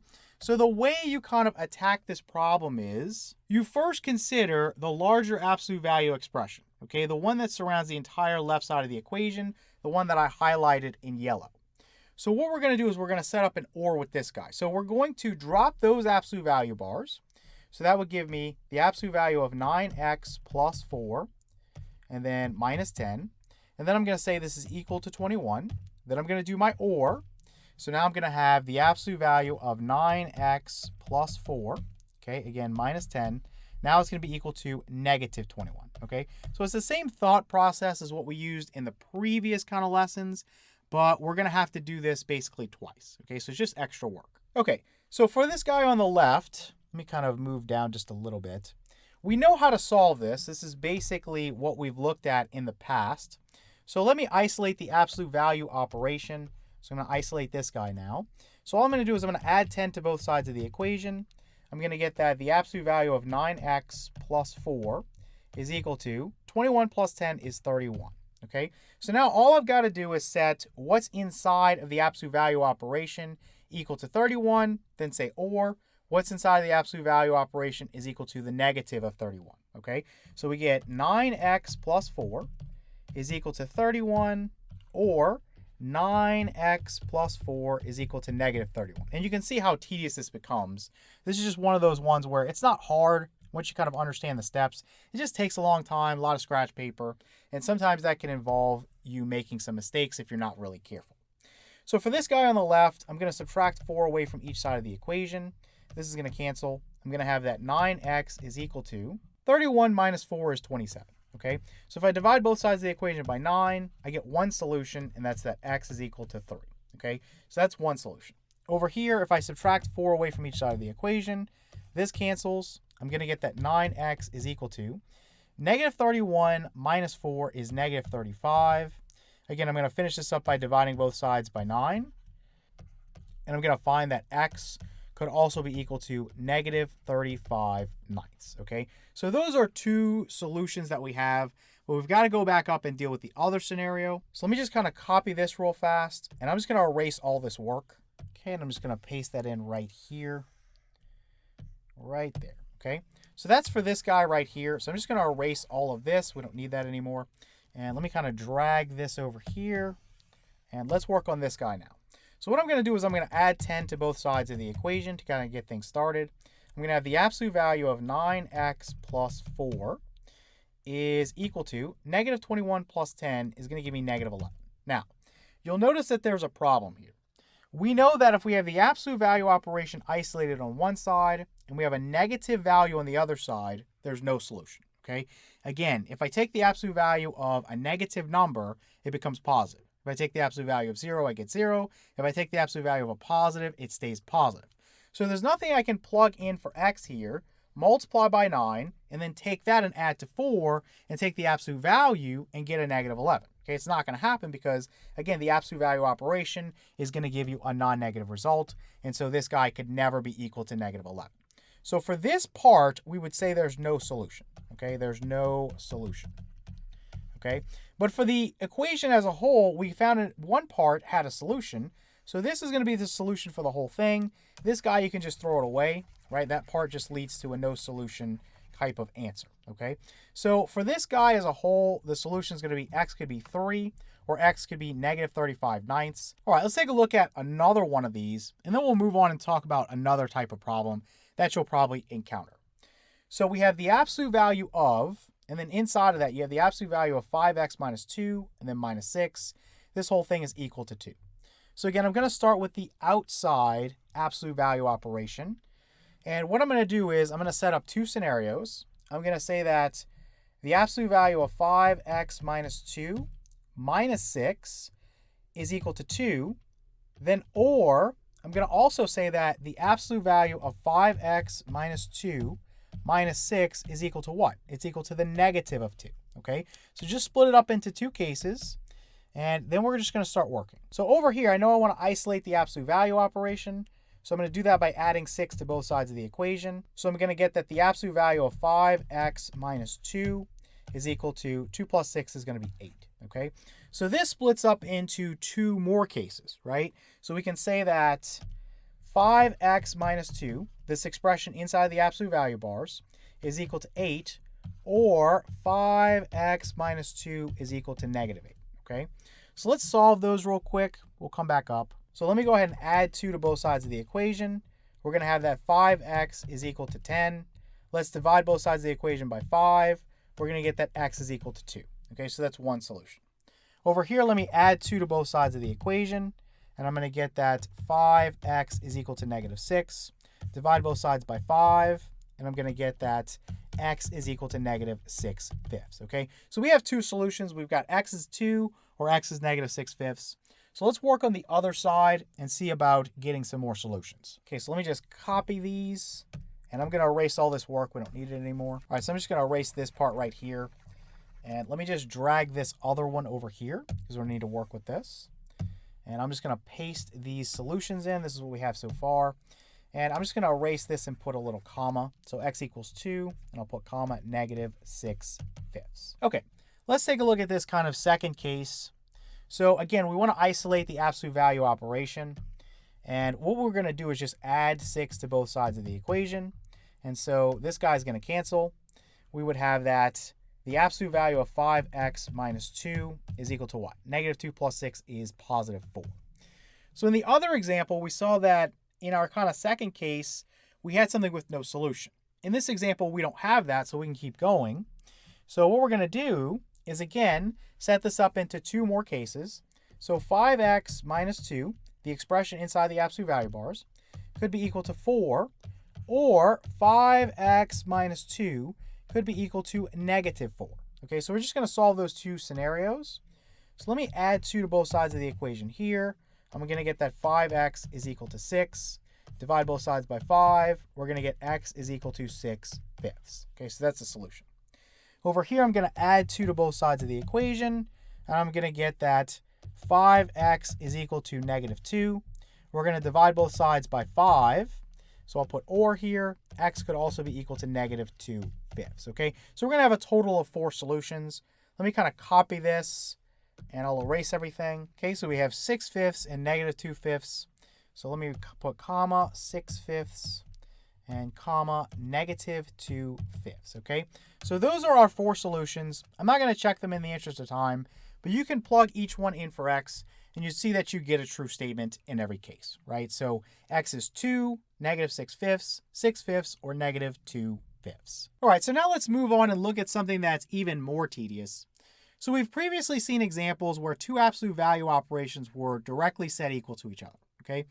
So for that scenario, it's very easy to solve. But what happens when we have an equation with 2 absolute value operations and then kind of an extra or a loose number, okay? So this is a very common scenario that you'll come across. So something like the absolute value of x minus 1, then plus the absolute value of 3x minus 1, and this is equal to 5, okay? So in this case, we can't directly set the 2 absolute value operations equal to each other, okay? So we can't use that method. So we have to kind of turn to a more advanced approach, or you could say a more tedious approach. Now, there's other ways to do this than what I'm going to show you, and I'll explain that when I get done with this method. So what we're going to do is we're going to think about the expressions that are inside of the absolute value operation. So you've got 2 of those, okay? So what we want to do is think about where these expressions are 0, okay? So where is the expression x minus 1 equal to 0? And where is the expression 3x minus 1 equal to 0, okay? Because those represent basically our turning points. It's where the sign is going to change from positive to negative or from negative to positive, okay? This can only happen at a value of 0. So for this one, I'm just going to solve. I'm going to add 1 to both sides of the equation. So I'm going to have that x is equal to 1, okay? For this one, I'm going to add 1 to both sides of the equation. I'm going to get that 3x is equal to 1. I'm going to divide both sides of the equation by 3. And I'm going to say that x is equal to 1/3. So this value here of 1 is what makes this expression here equal to 0. Right? If I plugged in a 1 there, 1 minus 1 would be 0. Okay. This value of 1/3 is what makes this expression equal to 0. 3 times a third is 1. 1 minus 1 is 0. So we can see that. So we're going to use these 2 values to kind of split the number line up into intervals. So let me go down here real quick to a little table. So this is a good way to kind of organize the information. So one interval would be anything from -infinity up to but not including 1/3. So this interval here. So we have -infinity and we have 1/3. And again, neither of those is going to be included here.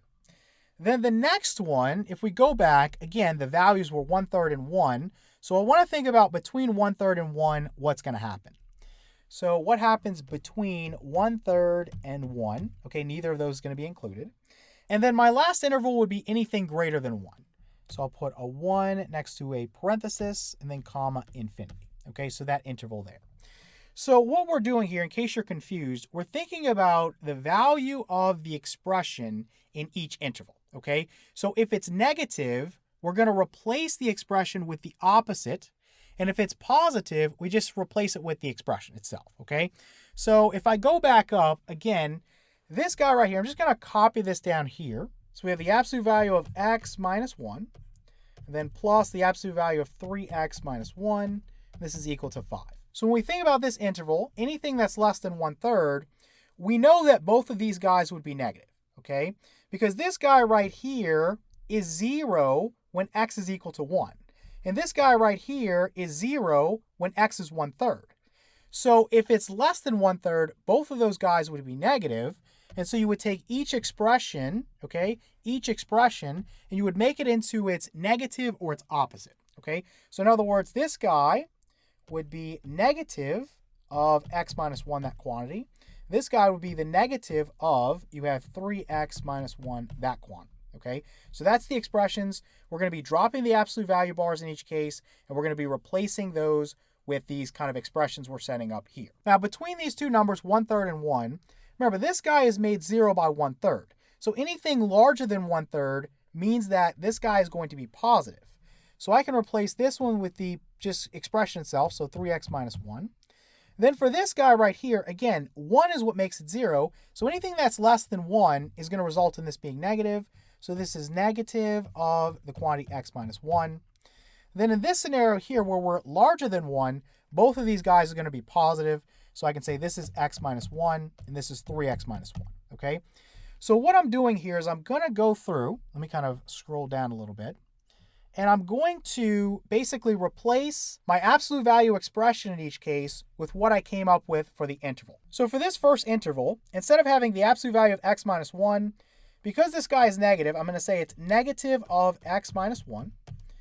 Then we would have plus, you'd have the negative of this guy as well. So you could put plus negative, or you could just put minus, doesn't matter. So minus, you have the quantity 3x minus 1, and this is equal to 5, okay? So let's scroll down and solve this, and then we'll come back up. We just want to make sure we have enough room. So I'm going to distribute the negative to each part here. So this would be negative x plus 1. Distribute the negative, so negative 3x plus 1. This equals 5. So negative x minus 3x would give me negative 4x. 1 plus 1 is 2, so plus 2. This equals 5. And then what I'm going to do here is I'm going to subtract 2 away from each side of the equation. And we're going to find that this is going to cancel. We're going to have that negative 4x is equal to 3. We're going to divide both sides of the equation by negative 4. So divide this by negative 4 and this by negative 4. We're going to get that x is equal to negative 3/4, okay? So I want to erase everything, and I want to show you what we do here. So let me erase all this. So the solution we found in this interval is that x is equal to negative 3/4. Now, what you end up doing in this process is, if your solution lies in the interval, you accept it. If it lies outside of your interval, then you're going to reject it. Since negative 3/4 is in this interval, right, from negative infinity up to but not including 1/3, we can accept this solution, okay? So we're going to put that as part of our solution, okay? Now we're going to work in this interval, okay? So let me go down a little bit. So this guy right here is going to be replaced with its negative. So the negative of x minus 1. Then plus, this guy is positive, so we just say 3x minus 1. This equals 5. Okay, so let's go ahead and solve this, and then we will come back up. So distribute the negative to each part. You'd have negative x and then plus 1, then plus 3x, and then minus 1 equals 5. So we know that 1 minus 1, those would cancel, right? That's basically 0. So you'd have negative x plus 3x, which is 2x. And this is equal to 5, okay? So what I'm going to do from here is I'm going to divide both sides of the equation by 2. And I'm going to get that x is equal to 5/2. Now, let me erase everything. Let me paste this in. So we have x equals 5/2. Let me kind of do this in a different color so it doesn't get confusing. So x equals 5/2. Does 5/2 lie in the interval, which is between 1/3 and 1, right, with neither included? No, it doesn't, because 5/2 is 2.5. So this is a solution we're going to reject, right? We're going to reject this solution. Now we're going to move on to this interval right here, which is anything larger than 1. So in this interval, both of these are positive. So what I'm going to do is I'm going to drop the absolute value bars in each case and just write what I have. So I'd have x minus 1 plus 3x minus 1, and this is equal to 5. So then I would add x plus 3x, that's 4x. Negative 1 minus 1 is negative 2. This equals 5. We would add 2 to both sides of the equation. And so we would have that 4x is equal to 7. We can divide both sides of the equation by 4 and find that x is equal to 7/4, okay? So let me erase this once again, and we'll say x equals 7/4, okay? So is 7/4 in the interval Again, anything larger than 1. Well, yes, it is. 7 divided by 4 in decimal form is 1.75, so that's clearly larger than 1. So your two solutions here, let me just kind of check this off. You would have that x is equal to negative 3/4 or x is equal to 7/4. So let's go back up here. I'm just going to erase this, and we'll say that x is equal to negative 3/4 and then also 7/4, right? And we rejected 5/2. That didn't work. You can check this if you want. You can even check 5/2 and prove that to yourself that it doesn't work. If you plug in negative 3/4 here, so you have the absolute value of negative 3/4 minus 1, so minus 4/4. I'm just getting a common denominator. Then plus the absolute value of 3 times negative 3/4. Okay, then minus 1, and then this is equal to 5. Negative 3 minus 4 is negative 7. So this would be negative 7/4. And then if I took the absolute value of that, I'd have 7/4. Okay, so this would be 7/4. So that works. Okay, and then this guy right here, 3 times negative 3 is negative 9. So this is negative 9/4. Again, getting a common denominator, just write this as 4/4. Negative 9 minus 4 is negative 13. So you'd have negative 13/4. Okay, so you'd have negative 13/4. Take the absolute value of that, you get 13/4. Okay, so this is 13/4 here. And what do you get? 7 plus 13 is 20. Over the common denominator of 4, you would get 5, right? So you know this one would work itself out. So this one checks out. All right, so let's check the other one. So the absolute value of, you'd have 7/4 minus, for 1, I'm going to put 4/4. And then plus the absolute value of 3 times 7/4 minus, again, for 1, I'm going to put 4/4. So what do we have here? 7 minus 4 is 3. So over the common denominator of 4, this would be 3/4. Absolute value of 3/4 is 3/4. Okay, so that's 3/4. Then this guy here, 3 times 7 is 21. So you would have 21 here. Then 21 minus 4 is 17. So you would have 17/4. Okay, 17/4.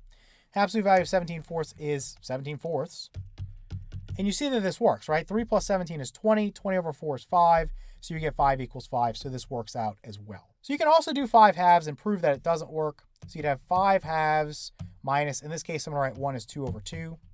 And then plus, you'd have 3 times 5/2 and then minus 1. So we know that this would be what? This would be 3/2. This would be 3/2. Absolute value of 3/2 is 3/2. So this would be 3/2. And then this guy, 3 times 5 is 15, so you'd have 15/2. Again, I'm going to write this as 2/2. 15 minus 2 is 13, so you'd have 13/2. Absolute value of 13/2 is 13/2. So in this case, you get 3 plus 13, which is 16. And so you'd have 16/2, which is 8. So you get 8 equals 5, which is false. Okay, that's false. So that solution where x equals 5/2, again, you've got to reject this. This does not work. Okay. And we found that because it wasn't in the interval, we knew it wasn't going to work. Now, let's talk a little bit about the alternative method to solve this. This is one that I don't recommend because it just takes a lot more time. So what you can do is you can consider all the cases that you would be presented with this. So in other words, you can consider if this expression is positive and this expression is positive, you would just have x minus 1 plus 3x minus 1 equals 5, okay? So that's one scenario that you would encounter.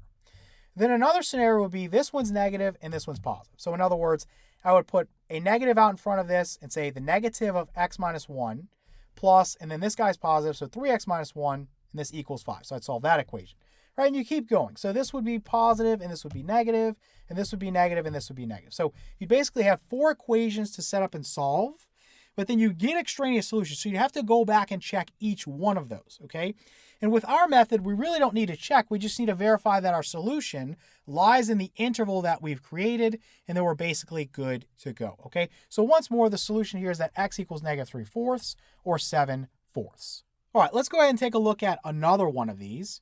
So we have the absolute value of 5x plus 3, then minus the absolute value of 2x minus 7, and this equals 21. So again, it's the same thought process. I'm thinking about where this guy is 0 and where this guy is 0. I'm using that to kind of set up intervals on my number line. So we'd have 5x plus 3. And we'd say, where is that equal to 0? So I would subtract 3 away from each side of the equation. I would get 5x is equal to negative 3. Divide both sides by 5, and I get that x is equal to negative 3/5, okay? So that's going to be one of those guys. Then for this guy right here, where is 2x minus 7 equal to 0? Let's add 7 to both sides of the equation. We get 2x is equal to 7. Divide both sides by 2. We get x is equal to 7 halves, okay? So basically, I'm going to have an interval that is anything less than negative 3/5. So let's write that first. So we'll put negative infinity here, up to but not including negative 3/5. Then I'm going to have an interval between negative 3/5 and 7 halves with neither included. So you have negative 3/5 and 7 halves. Again, neither one's included. And then lastly, we have an interval where we're greater than 7 halves, okay? So where we're greater than 7 halves. Okay, so let's rewrite our absolute value equation. So we have the absolute value of 5x plus 3, and then minus the absolute value of 2x minus 7. This guy is equal to 21.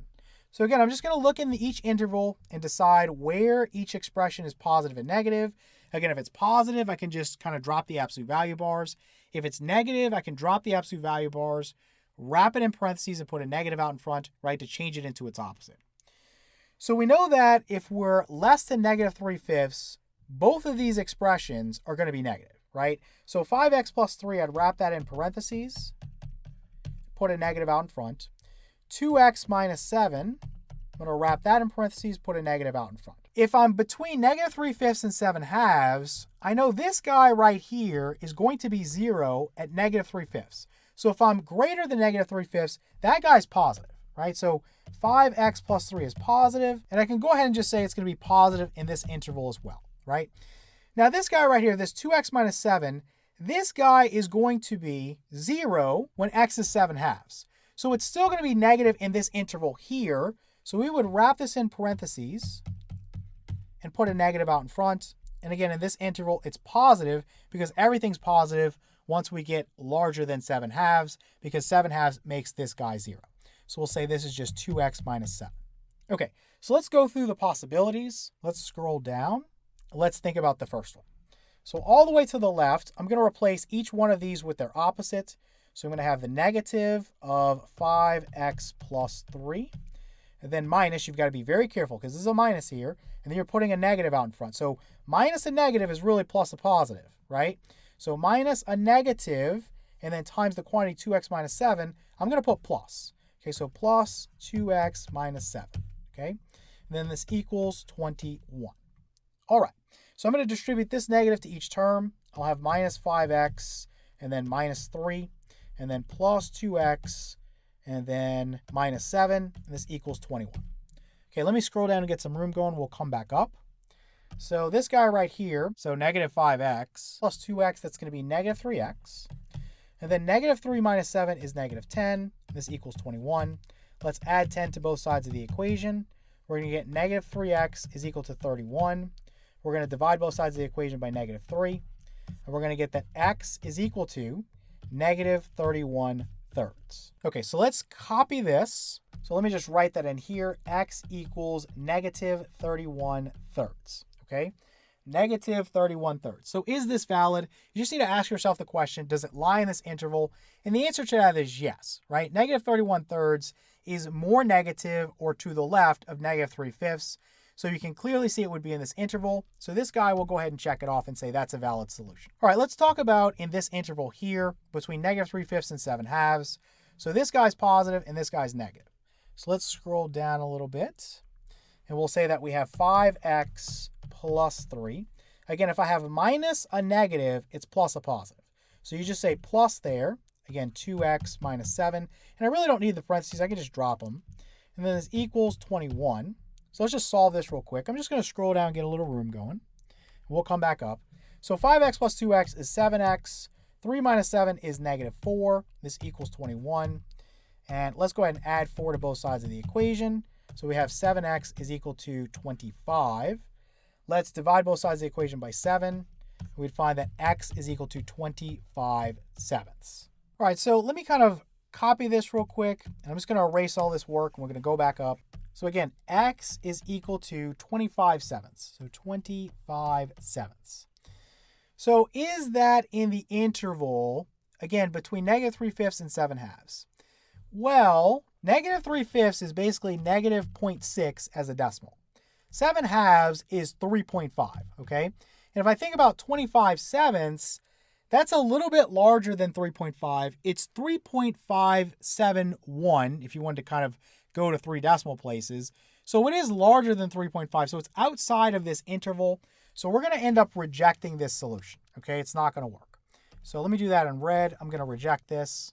And so now we just have to check this interval here. So everything's positive. So I can just drop the absolute value bars.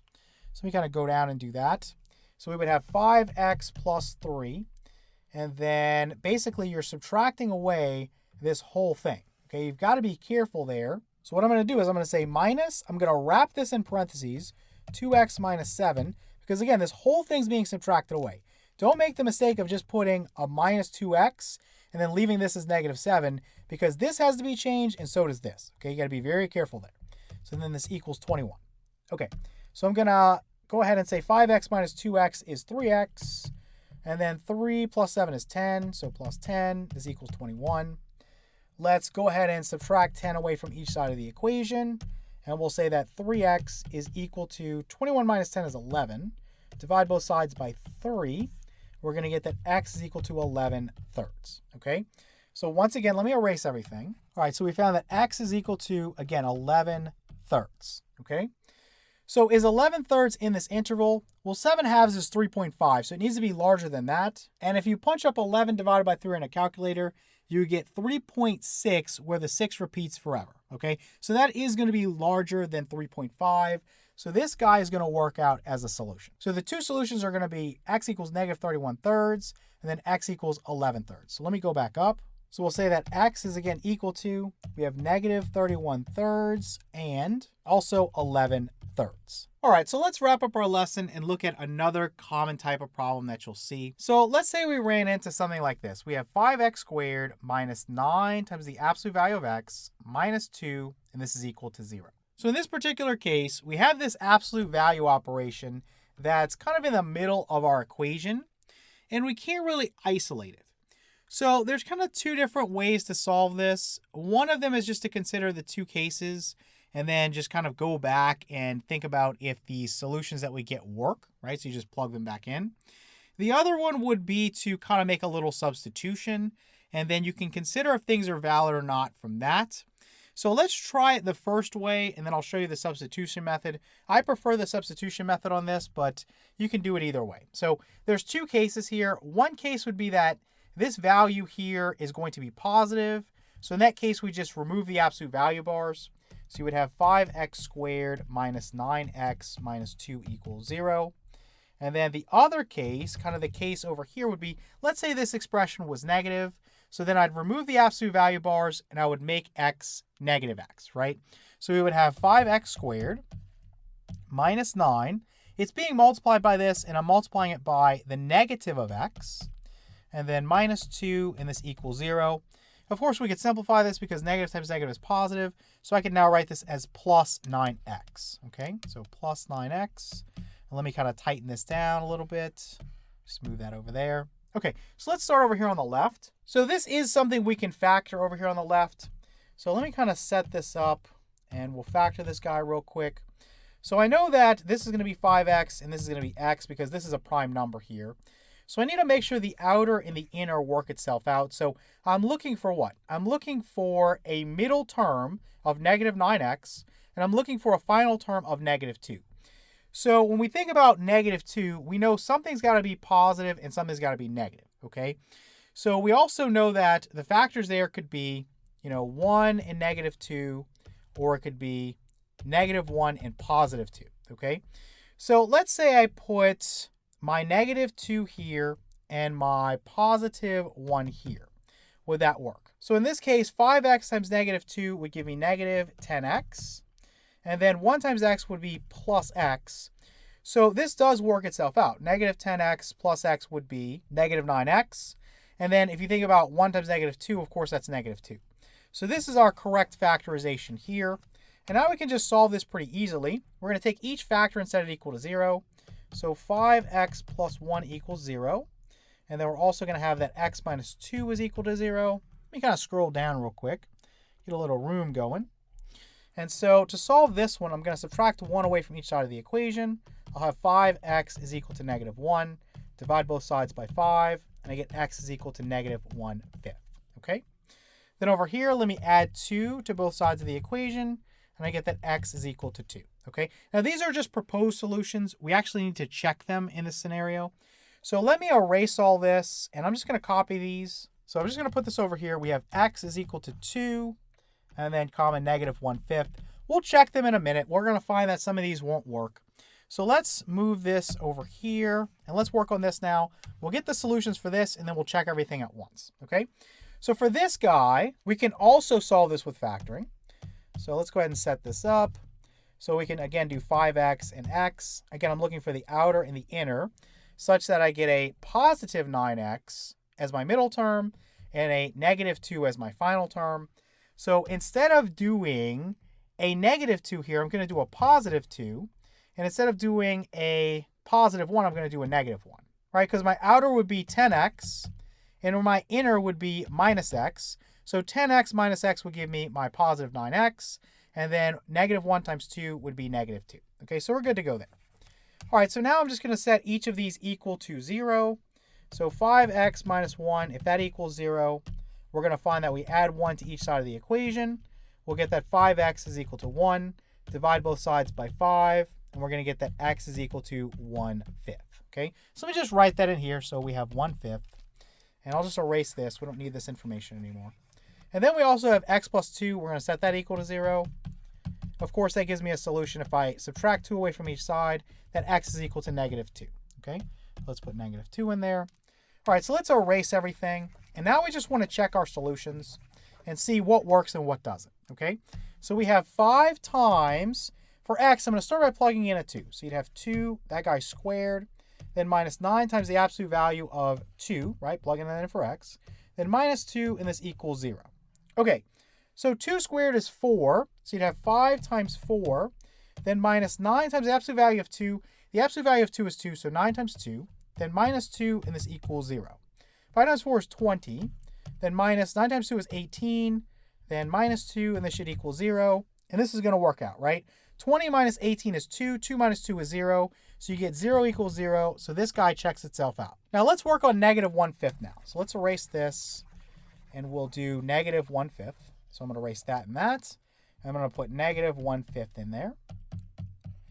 All right, so essentially if I square -1/5, I would get 1/25. So I have 5 times that guy, then minus 9 times. The absolute value of -1/5 is 1/5. And then minus 2, and this should equal 0. So this guy is going to cancel with this guy and give me a 5. So you've got 1/5 minus 9/5. You can go ahead and do that real quick because they have a common denominator. 1 minus 9 is -8, so that would be -8/5. So you have -8/5. And then we're subtracting away 2, so I can go ahead and write that with the common denominator and say minus 10 over 5, right? 10 over 5 is 2. And this should equal 0, and obviously it doesn't, right? If we do this, it would be -18/5. Okay, -18/5. And that is not equal to 0. This is false. So we're going to reject that solution. Now, I don't actually need to check 1/5 because I'm going to get the same kind of result here. If I squared 1/5 is the same as squaring -1/5. In either case, I'm going to get 1/25. If I take the absolute value of 1/5, it's the same as taking the absolute value of -1/5. So this would be the same, and this would be the same. So you can go ahead and reject that as well. Okay, so get rid of that. Then the other guy that you're going to have was -2. So let's go ahead and check that.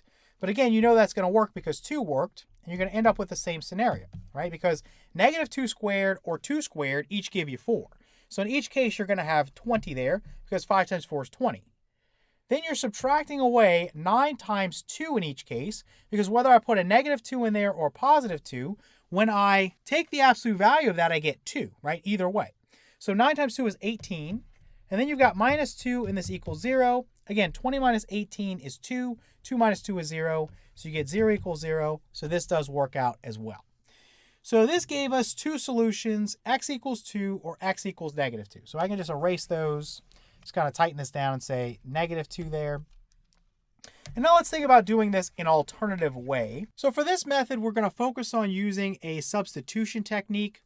We used substitution to solve things earlier in the course, so it shouldn't be something new for you.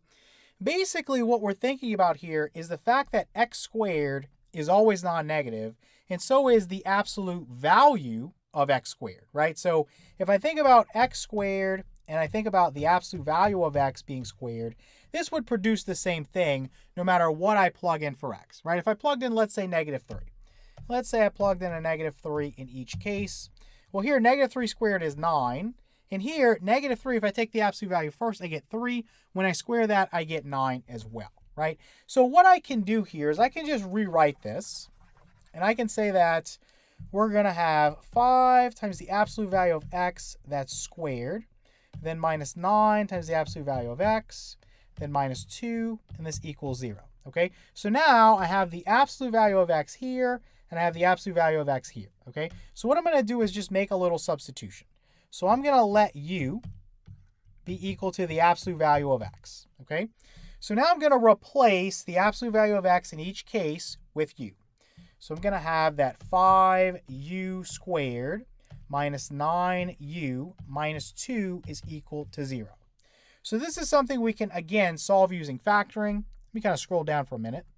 So I'm going to put a 5u here and a u here. This equals 0. And of course, I need my outer and my inner to sum to -9u and my final to be -2. Okay, so we know we're going to do that with a -2 here and a +1 here. We saw that earlier. Okay, so we know that 5u times -2 would be -10u, and that 1 times u would be plus u. So this gives me my -9u. And of course, 1 times -2 is -2. Okay, so let's erase this and let's kind of solve this real fast. So I would set 5u plus 1 equal to 0. Subtract 1 away from each side of the equation. You get 5u is equal to -1. We're going to divide both sides by 5. And we're going to get that u is equal to -1/5. Okay, so let me write that over here. U is equal to -1/5. Okay, so let me erase this. I don't need that anymore. The other guy is really easy. You can solve that mentally. You have u minus 2 equals 0. So u minus 2 equals 0. Add 2 to both sides of the equation, and we get u is equal to 2. Okay, so let's put a 2 there. So you might be thinking, you didn't get all the same solutions that you got using the previous method. Well, we did. We just have to go back and substitute again. So let me erase all of this. We don't really need it anymore. Okay, and we're just going to scroll up, and we're going to think about what u means. So I told you that u is equal to the absolute value of x. So if u equals -1/5, I can say the absolute value of x, because that's u, is equal to -1/5, okay? And then I can also say that the absolute value of x, because again, that's u, is equal to 2. Now, here's where we save some time. We can throw this guy out right away, right? Throw this out because the absolute value of x cannot be equal to a negative value, okay? If the absolute value operation is isolated on one side, you can't have a negative on the other, okay? The absolute value operation will always give you a non-negative answer, so that doesn't work. For this one, the absolute value of x equals 2 gives me two solutions, right? It could be true that x is 2 or x is -2, which is exactly what we found with our other method. This one I think is just a little bit quicker because at least you're rejecting kind of the extraneous solutions right away and you're just left with the good ones. In this lesson, we want to review solving absolute value inequalities. So in the last lesson, we talked about solving absolute value equations. In this lesson, we're just going to go one step further and talk about solving absolute value inequalities. Now, before we kind of jump into some problems, let's just take a moment here and think about absolute value as a concept. So if I asked you for the absolute value of something like the number 5, what am I asking you for? Remember, the absolute value of a number is the distance from 0 to that number on the number line. So if I want to know the absolute value of 5, I'm asking how far away is 5 from 0 on the number line? We know with any positive number, it's just the number, right? So 5 would be 5 units away from 0, and we can show that. It's 1, 2, 3, 4, 5, right? And it doesn't matter that I started at 0 and went to 5. I could start at 5 and go to 0. We're not measuring anything to do with direction. We're measuring the distance, okay? That's what we're focused on. So the absolute value of 5 would just be 5. The absolute value of, again, any positive number is just the number. So if I wanted the absolute value of, let's say, 8, it's just 8. If I wanted the absolute value of 1 million, it's just 1 million, right? So on and so forth. Now, when we work with absolute value, we've got to be aware of some of the restrictions or things that happen when we take the absolute value of a number. If I take the absolute value of a negative, I end up with a positive, right? So the absolute value of negative 5 would be what? Let's go to negative 5 on the number line, and I'm also 5 units away from 0. So I would go 1, 2, 3, 4, 5 units to get to 0.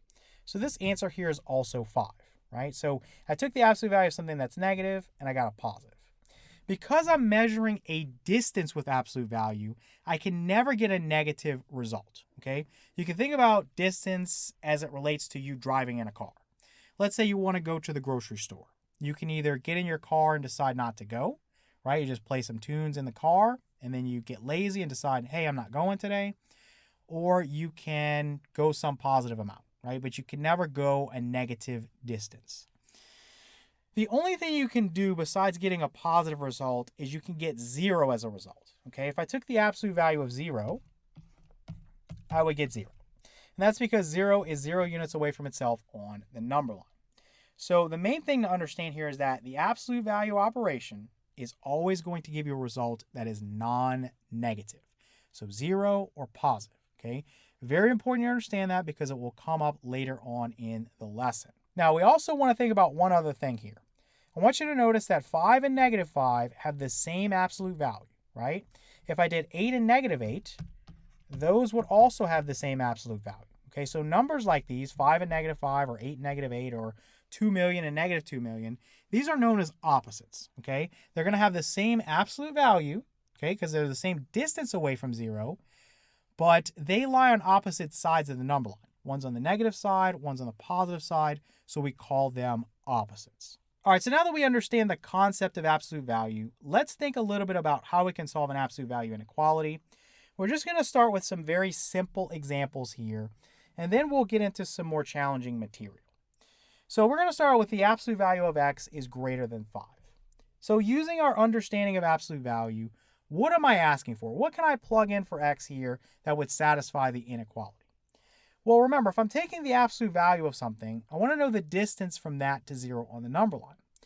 The absolute value of x is greater than 5 is saying that x can be any value whose distance from 0 is greater than 5. So to find this, I could start at 0, and I could go 5 units to the right, and I could shade from 5 on, but 5 wouldn't be included because it's got to be strictly greater than 5. So I'll put a parenthesis at 5, or you can use an open circle if you want, if that's what you're doing in your class. And I want to shade everything to the right here because that would be part of my solution, right? So if I plugged in a 6 there, absolute value of 6 is 6. 6 would be greater than 5. That's true, okay? So that would work. If I plugged in an 8, the absolute value of 8 is 8. 8 is greater than 5. That's true. So any number larger than 5 would work. That's pretty obvious. Everybody gets that. But also, I've got to look in the other direction of 0. Because again, when we think about absolute value, it's a distance. So I can also travel to the left. I can go 1, 2, 3, 4, 5 units here. So anything less than negative 5 would work as well. Negative 5 does not work. So I'm going to put a parenthesis there. And again, you can use an open circle if that's what you're doing. And then I would shade everything to the left here. And then we could try some numbers out in this range. Let's say we picked negative 7. So we plug in a negative 7 for x. The absolute value of negative 7 is 7. 7 is greater than 5. That's true. So what we have here for our solution is a compound inequality with OR. Okay? So we can basically say that our solution is that x is greater than 5, or, remember our keyword or, x is less than negative 5. So we could also notate this in interval notation, right? It would be the union of the two solution sets. So I would have from negative infinity out to, but not including, negative 5. And then the union with, you have anything larger than 5. So a parenthesis next to 5, again, out to positive infinity. Okay? Notice how I used a parenthesis with each, with negative 5 and 5, because they're not included. All right, so let's look at a general rule that we can follow when we're solving these guys. And this first rule I'm going to give you is just the simplest case scenario. We'll look at a different rule in a minute that will cover more challenging problems. So we saw that the absolute value of x is greater than 5 led to x is greater than 5 or x is less than negative 5. So in general, the absolute value of x is greater than k. So this is a greater than case where we say that k is greater than 0. Okay, this has to be the case to use this rule. Then what's going to happen is we set up a compound inequality with or. So x can be greater than k, or you could say the negative of x, because the absolute value will make that positive, is greater than k. Now, what happens here, when you see this in your textbook, what they do is they divide both sides by -1 so that it's solved for x. And so you're going to get that x is less than. Remember, if you divide by a negative, you've got to flip the direction of the inequality symbol. So a greater than becomes a less than. And then k over -1 is just negative k. So what we see is that x can be greater than k, or x can be less than negative k.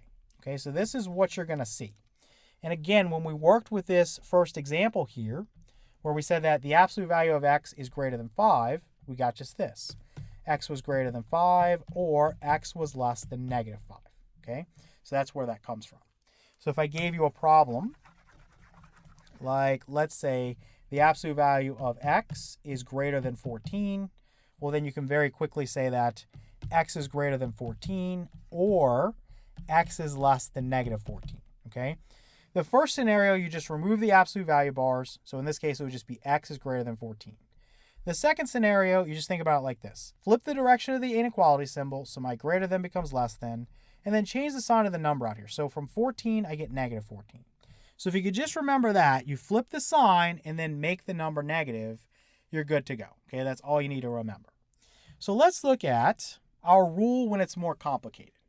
So when we get more challenging problems, we're not going to always have the absolute value operation isolated to start.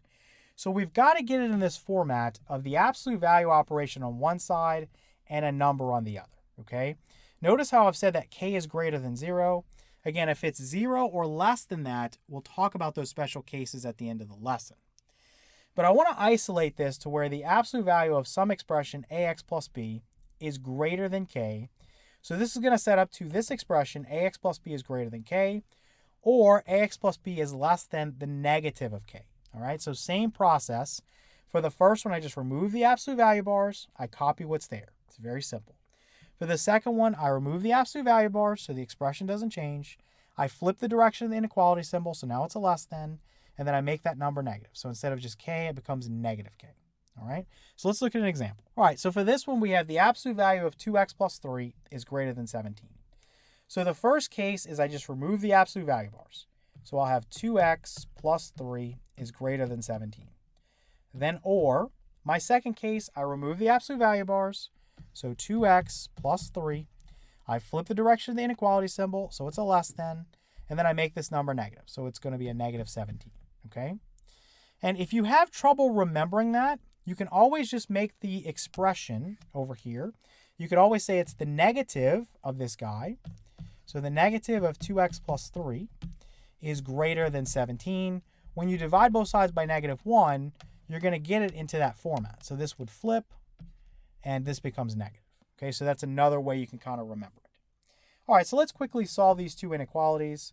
For this one, I would just subtract 3 away from each side. I would get 2x is greater than 17 minus 3 is 14. Divide both sides of the inequality by 2. I get x is greater than 7. Okay, over here, if I subtract 3 away from each side of the inequality, that cancels. I get 2x is less than -17 minus 3 is -20. Divide both sides by 2, and we're going to get that x is less than -10. Okay, so we got that x is greater than 7, or x is less than -10. So let's erase this. Okay, so let me put my or here. So you could write it like this as your solution. You can, of course, do interval notation. So from -infinity up to but not including -10. So it's the union with, you've got not including 7, and then up to positive infinity. Okay, so -10 is not included, you've got a parenthesis there. 7 is not included, you've got a parenthesis there. Now graphically, on our number line, we can put a parenthesis at 7, and we can shade everything to the right. Okay, all that. And then in terms of x being less than -10, we don't have a notch for -10, but we can just make one real quick. So we'll say this is -10, and let me make that a little bit better. And then I'm just going to put a parenthesis there, and I'm going to shade everything to the left. All right, let's take a look at another one. So suppose we have 10 times the absolute value of negative 4x minus 5 plus 2 is greater than 72. So again, the idea here is to isolate the absolute value operation on one side, have a number on the other. So what I'm going to do is I'm just going to subtract 2 away from each side of the inequality to start. That cancels. You've got 10 times the absolute value of negative 4x minus 5. And this is going to be greater than 72 minus 2 is 70. So now, since 10 is multiplying this absolute value operation, I can just divide both sides of the inequality by 10. So that cancels. Now I've isolated the absolute value operation. I've got the absolute value of negative 4x minus 5 is going to be greater than 70 over 10 is 7. Okay, so let me erase this. All right, so we know our scenario here with the greater than. We want to remove the absolute value bars. So negative 4x minus 5 is greater than 7. Then or, we want to remove the absolute value bars. So negative 4x minus 5. We want to flip the direction of the inequality symbol. So this is less than. We want to make this negative. So this is negative 7. Okay, so let's solve our compound inequality. Let's add 5 to each side of the inequality. That cancels. You get that negative 4x is greater than 12. We divide both sides by negative 4. Remember, this has the flip. We divided by a negative, so this is a less than now. So you've got x is less than. 12 over negative 4 is negative 3. Over here, if I add 5 to each side of the inequality, that cancels. You're going to get negative 4x is less than. Negative 7 plus 5 is going to be negative 2. We divide both sides by negative 4. Again, if I divide by a negative, I've got to flip that guy. So this becomes a greater than. So we have x is greater than. Negative 2 over negative 4 is positive 1/2. All right, let's erase everything. So we can write our solution as x is less than negative 3 or x is greater than 1/2. Again, in interval notation, you're coming from negative infinity up to but not including negative 3. So the union with, you don't include 1/2, but out to positive infinity, okay? So again, negative 3 and 1/2 are not included. You have a parenthesis next to each. So now graphically at negative 3, I'd put a parenthesis facing to the left, and I would just want to shade everything going to the left here. So all of that. And then at 1/2, which would be about right here, let's say, I'm going to say that's 1/2. I'm going to go ahead and put a parenthesis there. So let's put a parenthesis there. And again, let's just shade everything to the right. Okay, so that's my solution region. All right, now let's talk about the other scenario, which is when we have a less than. So if I had the absolute value of x is less than 5, I'm going to follow the same procedure, but I'm going to use an and compound inequality. So in other words, I'm going to remove the absolute value bars. So I'm going to say x is less than 5. Then I'm going to say and. Then the next one, I'm going to remove the absolute value bars. So I'm going to have x. I'm going to flip the direction of the inequality symbol. So this is greater than. I'm going to make the number negative. So this is a negative 5. So it's the exact same process, but we're using an and now, okay, because we're going to have a between. So x will be between negative 5 and 5. You could really write this as a three-part inequality and say that negative 5 is less than x, which is less than 5. Or you can read that as x is greater than negative 5 and less than 5. Now, conceptually, why does this make sense? I'm asking for all the numbers whose absolute value or whose distance from 0 is less than 5. Again, if I started at 0 and I went 5 units to the right, I couldn't be 5 because it's got to be less than 5. So I'd put a parenthesis there facing to the left. If I started at 0 and went the other way, again, I'd go 5 units. It couldn't be negative 5, but it could be anything greater there. So it would have to be between negative 5 and 5 on the number line. Those are the only values that would satisfy this. If I plugged in a negative 2, the absolute value of negative 2 is 2. 2 is less than 5. That works. If I took something outside of the range, let's say I took 6. The absolute value of 6 is 6. 6 is not less than 5. So it's got to be in that range of numbers to work and satisfy that inequality. If we see something more complex, we can just write down this rule.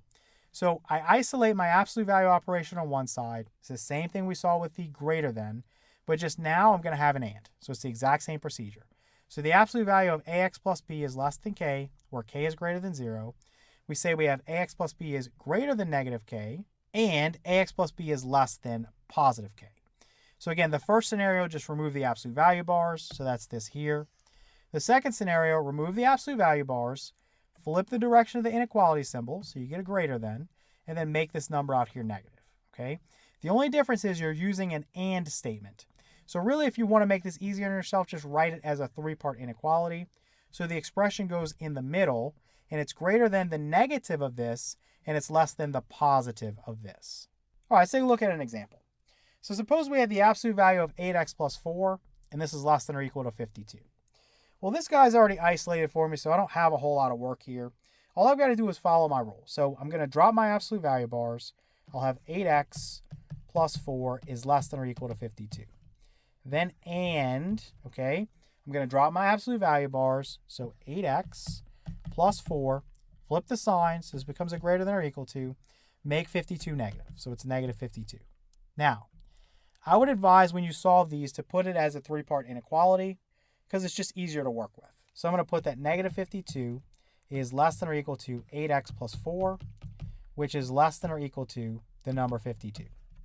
So if I want to solve for x in the middle, I would subtract 4 away from each part. Let me scroll down and get some room going.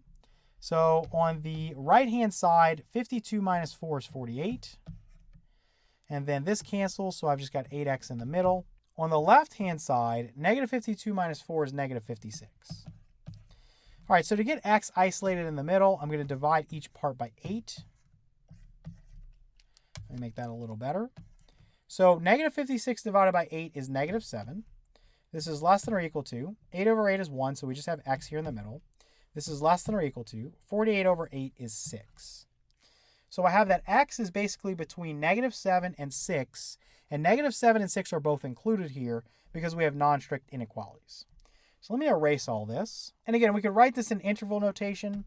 We can use a bracket here at negative 7 and then a bracket at 6 to show these are both included. On the number line, I can use a similar process. So at negative 7, I put a bracket. At 6, I'm going to put a bracket. And let me make that a little better. And again, I'm just going to shade everything between here. So from negative 7 to 6, all those numbers work, including negative 7 and 6. All right, let's look at another one. So we have 6 times the absolute value of negative 3x plus 9, then plus 4 is less than or equal to 94. So again, I've got to isolate my absolute value operation so I can use my little rule. So I'm going to subtract 4 away from each side of the inequality. That cancels. I've got 6 times the absolute value of negative 3x plus 9. This is less than or equal to 94 minus 4 is 90. So now I'm going to divide both sides by 6 because that's what's multiplying this absolute value operation. So let me get some room here. This cancels. We'll have the absolute value of negative 3x plus 9 is less than or equal to 90 over 6 is 15. Okay, let me get a little bit more room. So now we're ready to set up our compound inequality with and. So again, first scenario, just remove the absolute value bars. So negative 3x plus 9 is less than or equal to 15. Then and, okay, you've got negative 3x plus 9. Again, remove the absolute value bars. Flip the sign, so it's a greater than or equal to, make this negative. So this is negative 15. And again, it's easier to just write this as a three-part inequality. Just makes it faster to solve. So negative 15 is less than or equal to negative 3x plus 9, which is less than or equal to 15. All right, let's solve this guy. So we're going to subtract 9 away from each part here. Negative 15 minus 9 is going to be negative 24. This is less than or equal to, you've got your negative 3x here, and this cancels.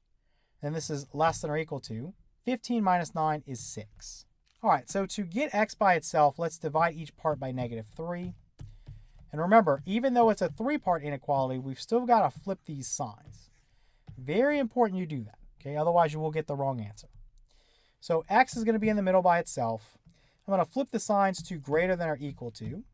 Negative 24 over negative 3 is positive 8, and 6 over negative 3 is negative 2. So I'm just going to reorder this and say this is x is greater than or equal to negative 2, and it's less than or equal to 8. So let's erase everything. All right, so let's go ahead and write this in interval notation. Again, our endpoints are included here, so I'll put a bracket and then a negative 2, and then I'll put 8 and then a bracket. Okay, so this is interval notation. Again, negative 2 and 8 are both included, so we use our brackets. Then on my number line, I could put a bracket at negative 2, and a bracket at 8. I could just shade everything in between. So that's my solution region. Again, from -2 to 8 with -2 and 8 included. All right, now let's talk about the special case scenarios that come up. Basically, you have to think about things. If you get a right side of 0 or a negative, you have to think about what's going on, okay? If I get something like the absolute value of x is greater than or equal to 0, this is true for all real numbers, okay? So if you get the absolute value isolated on one side and it's greater than or equal to the number 0, it's true for every real number because the absolute value operation is either 0 or some positive amount. So if the result from your operation is 0, you're okay, right? It works. If it's some negative, it still works, right? Because you're going to get a positive. If it's positive, it still works. So every real number would be greater than or equal to 0 when it's run through the absolute value operation. So this is all real numbers, okay, for an answer. For the absolute value of x is greater than or equal to -5, again, absolute value is always non-negative. So it's always going to be 0 or higher, and it's always going to be greater than the number -5, right? It'll never be equal to it, but if it's a negative value, it'll always be greater than that.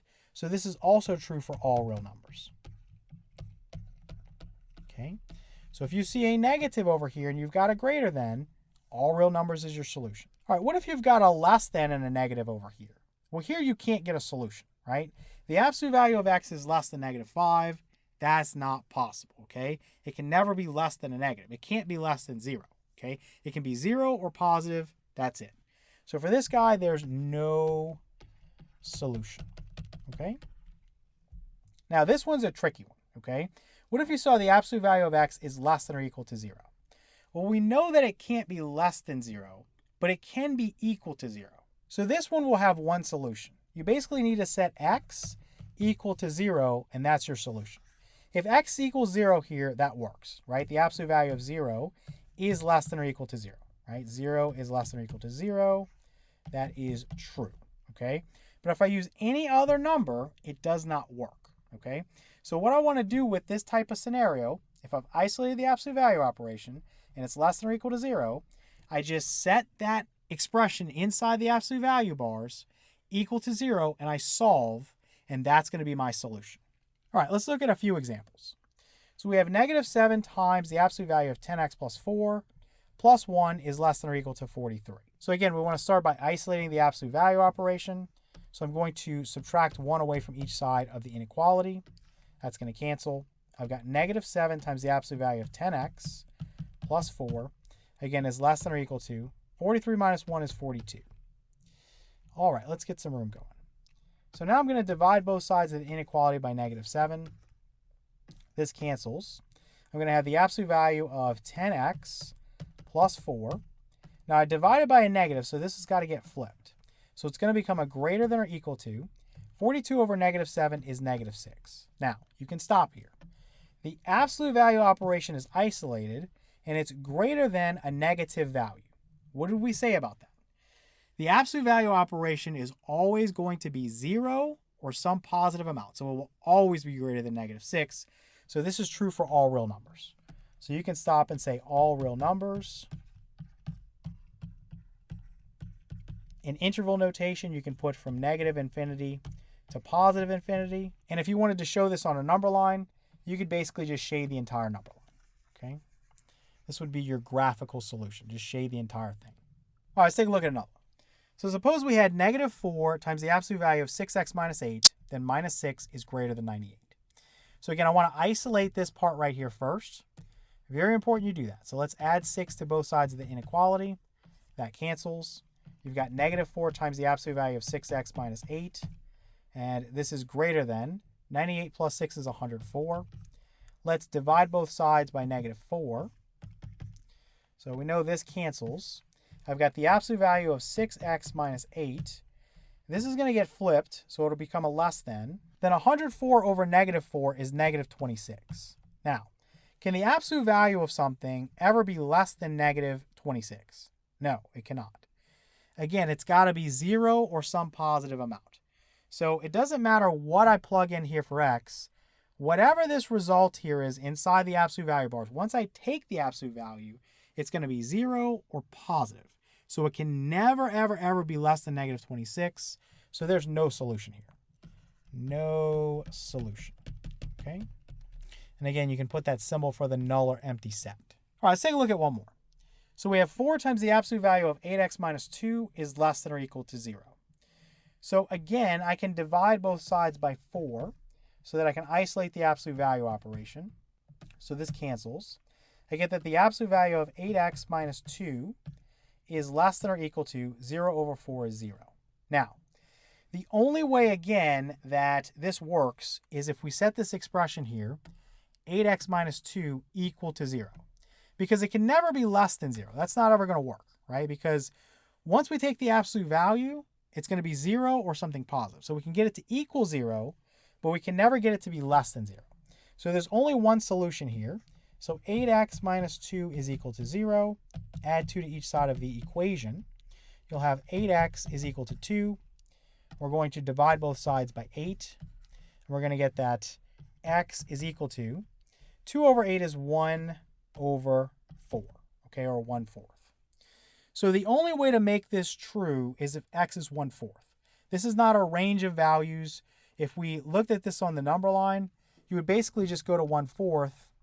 Let's say this is 1/4 here, and you would basically just put a dot there and say my solution is just that number. In this lesson, we want to discuss how to solve more advanced absolute value inequalities. So over the course of the last few lessons, we've discussed some methods that can be used to solve some more advanced absolute value equations.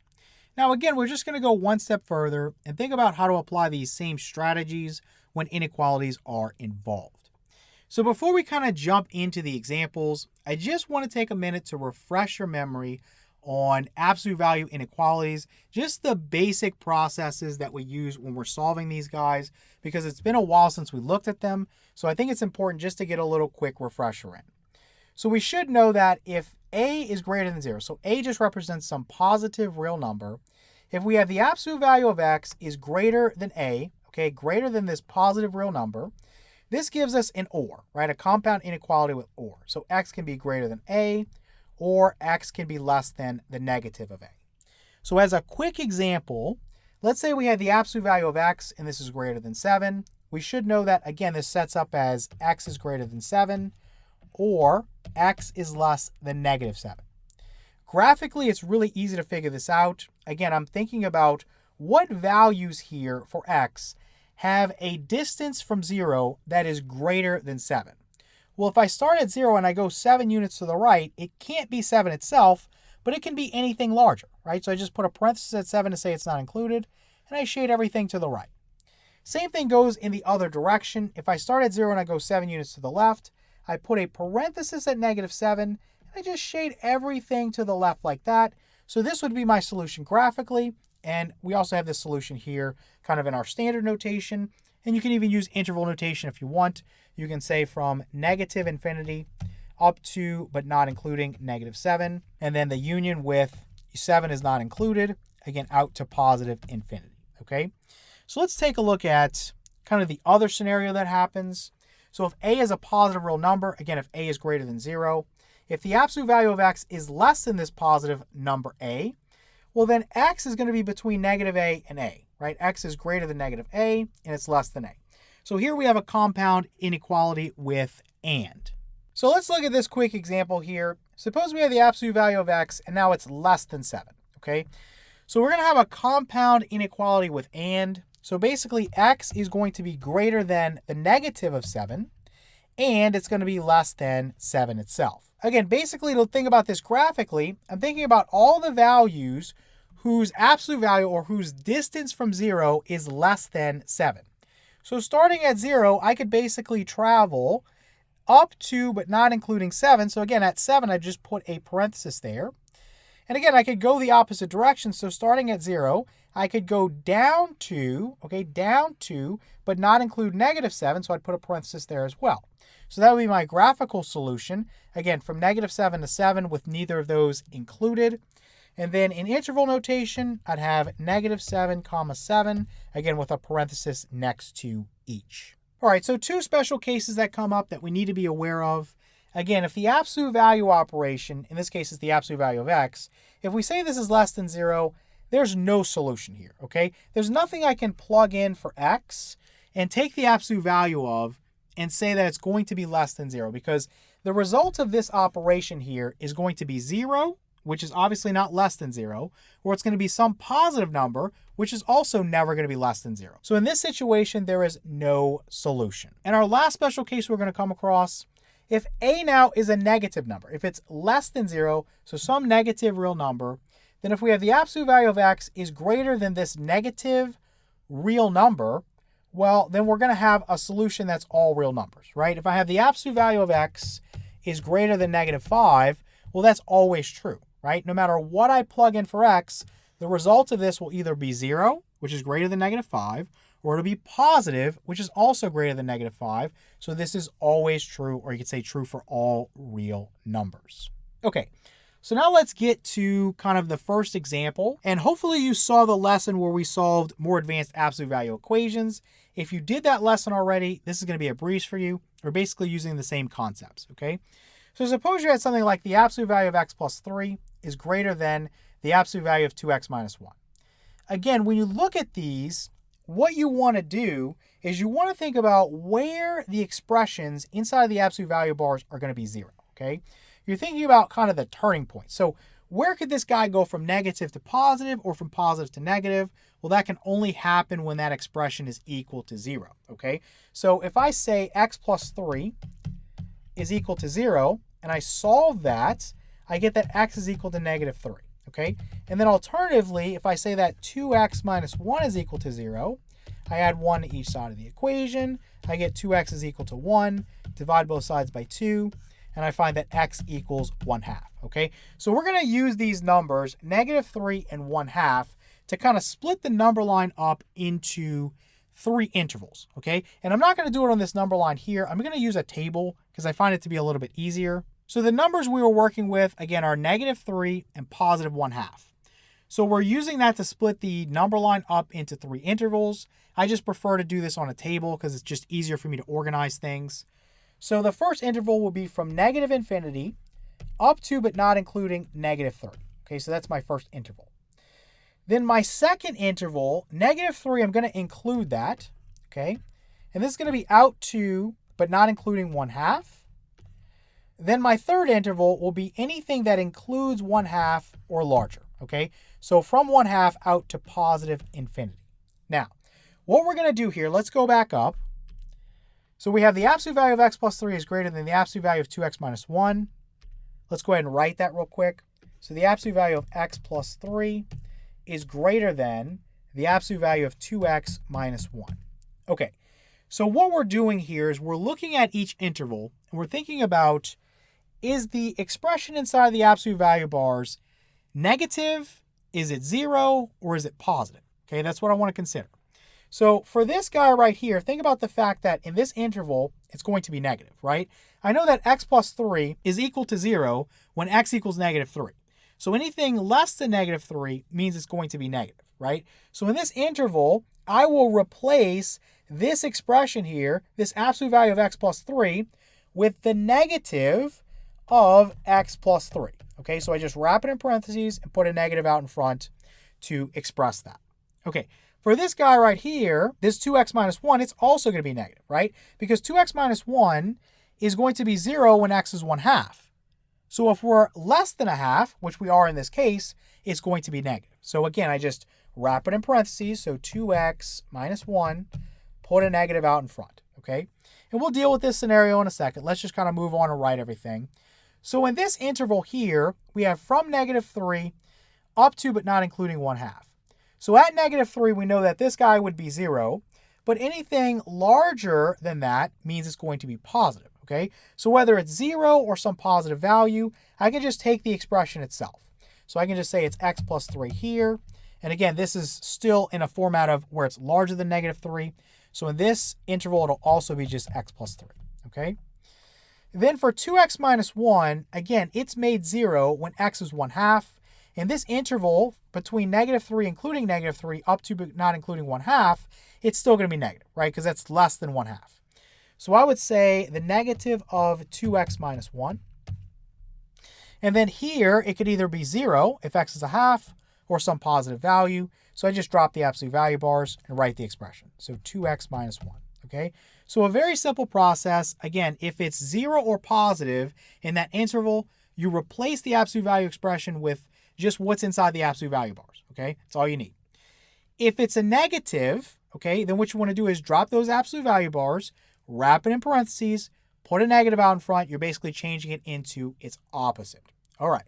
So now we've got a lot of work to do. We've got to go through the different possibilities.